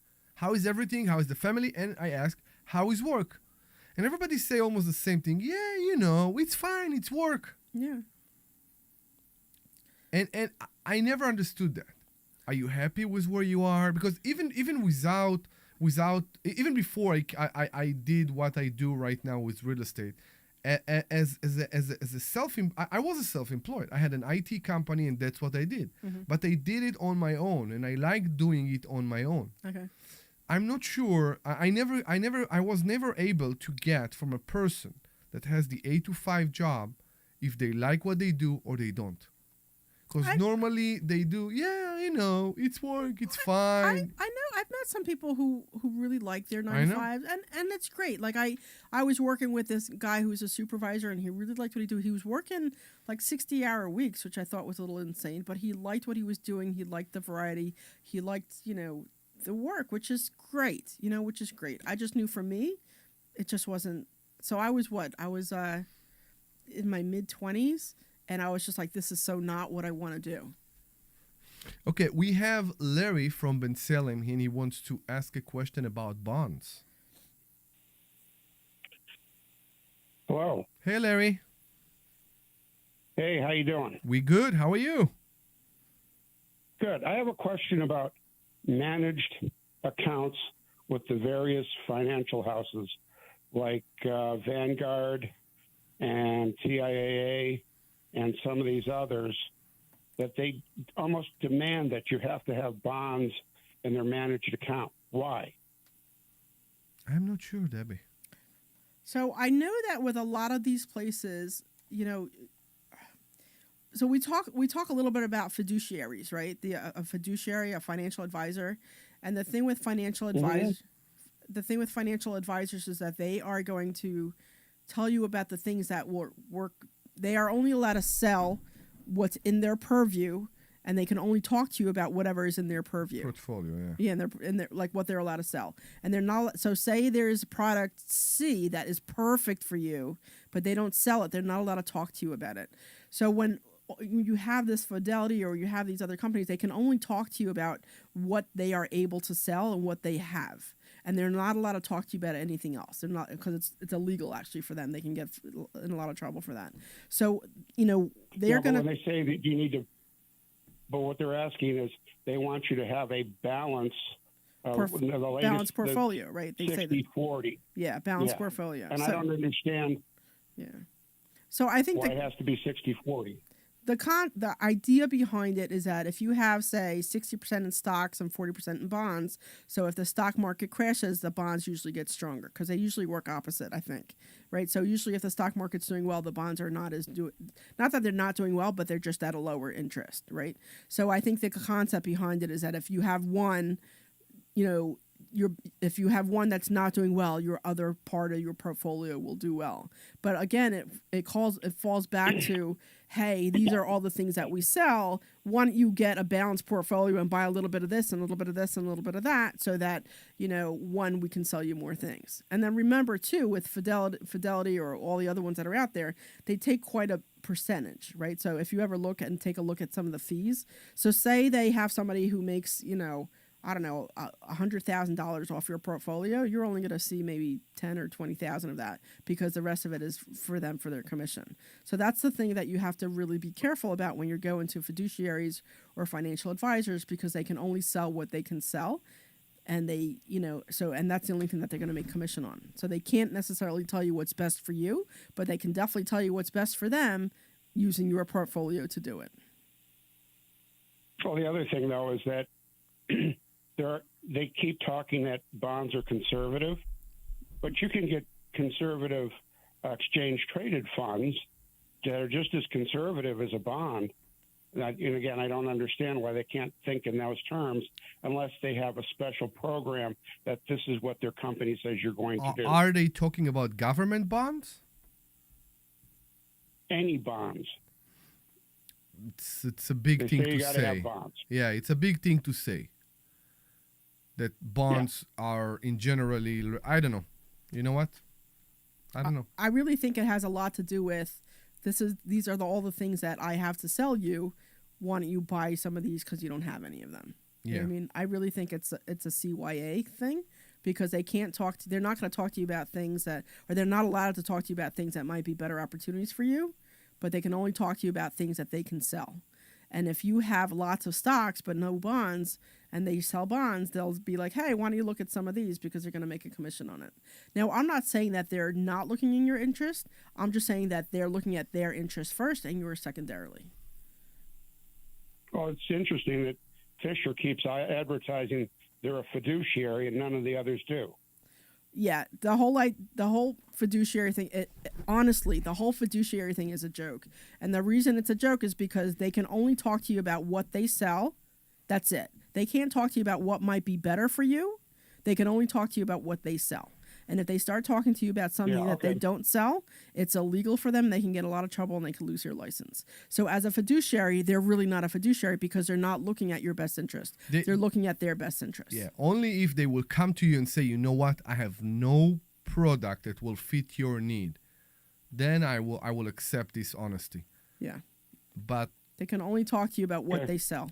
They can't talk to you about what might be better for you. When we have 30-year-old people walking in this door and having annuities, I really want to talk to the person who recommend them to do this in this age, with what reason, based on what, unless they have, I don't know, bunch load of money and they want to split the investment.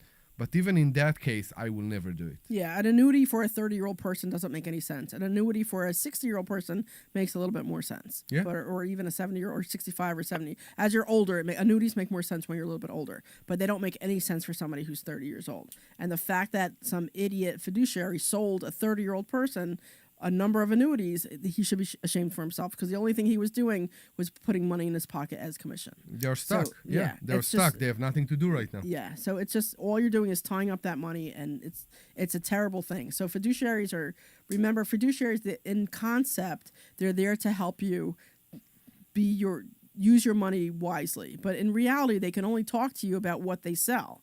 So whatever the product works best for them, and by secondarily works best for you, that's what they're going to sell you. But if there's something out there that is really perfect for you, but they don't sell it, they're not allowed to talk to you about it. So you have to really be careful when you go to financial planners and fiduciaries because they really don't have your best interest in mind. They have their best interest in mind and their bottom line because they get commission on these things that they're selling. So us as a school, we at Investor Schooling, we have no interest in any one product. All we do is sell education. That's it. So we'll say, hey, why are you going here when you can get a better deal here? Or why are you doing this when your money will be best served for you here? Because we have no financial interest in whatever your portfolio is. We don't care. It doesn't matter. We're here to help you grow your portfolio the way that will best work for you, not best work for us because we have no vested interest in whatever your portfolio is. So you have to really be careful when you're talking to fiduciaries and financial advisors because they really are only selling what's best for them. Because remember, they make commission on it.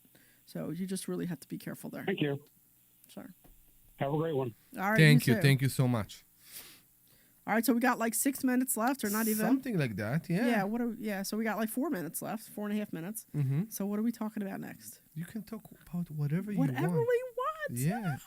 We did it. We reached that point and we ran we went through 2 hours without the big guy. I know. I wonder if he's listening to any of this. I'm not sure. I know. I don't know. Yeah, I'm sure we'll get in trouble. To be honest with you, I'm something. not sure where he is right now, but I know he's not here. I'm not sure about where he is right I now. don't know if he's Larry's on the marketers cruise this week. Ah. He's on the marketers cruise. So he was in Florida for a few days. Okay. And I think did he fly back yesterday? I think he flew back yesterday. I have no idea. I think he flew back yesterday, and I think he flew back out today, and he's on the marketers cruise. So he'll be on the marketers cruise, and I don't know where it cruises to. Do you have any idea where it cruises to? No. Yeah, I have no idea where it cruises to. No. So he's on the marketers cruise for the week, and he will be back with us, later next week, like early next week.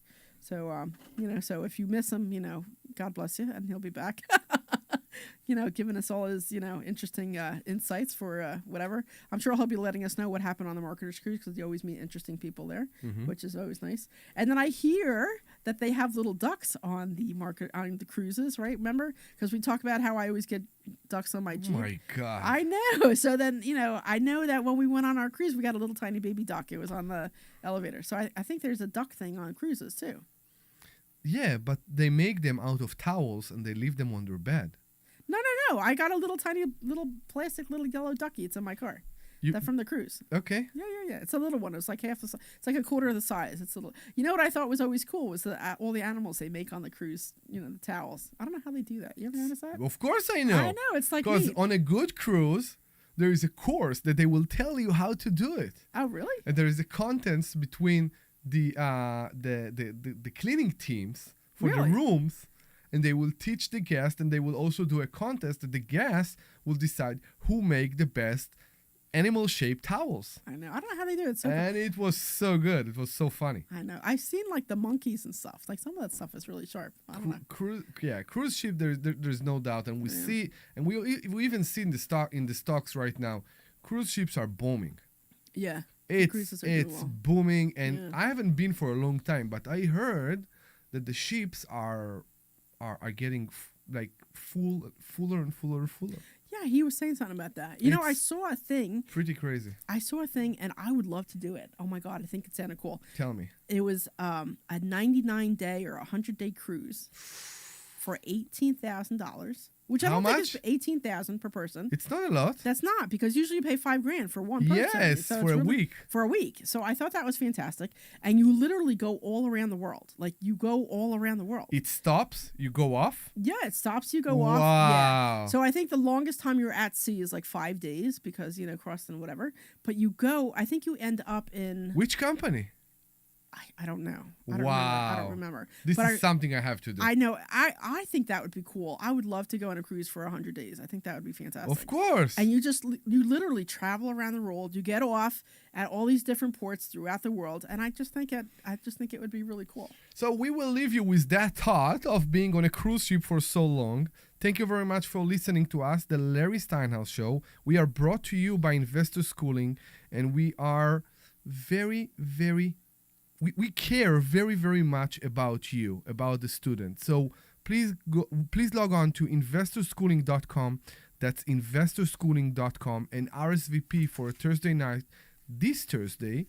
And we'll be very, very happy to see you with us. Again, that's investorschooling.com. And thank you very much for listening to us. Goodbye. I think you still got 10 seconds. No, I don't. He said 58. As expressed on the program are solely those of Investor Schooling or their guests and do not reflect the opinions of WPHT or Odyssey. I always had to be so good, no one could ignore me. Carve my path with data and All drive. right, good job, guys. Good to talk to you. Hopefully I'll talk to you guys again. All right, thank you. Yep, have a good one. The paper ceiling. The limitations from All right. degree screens to stereotypes that are holding back over 70 million stars.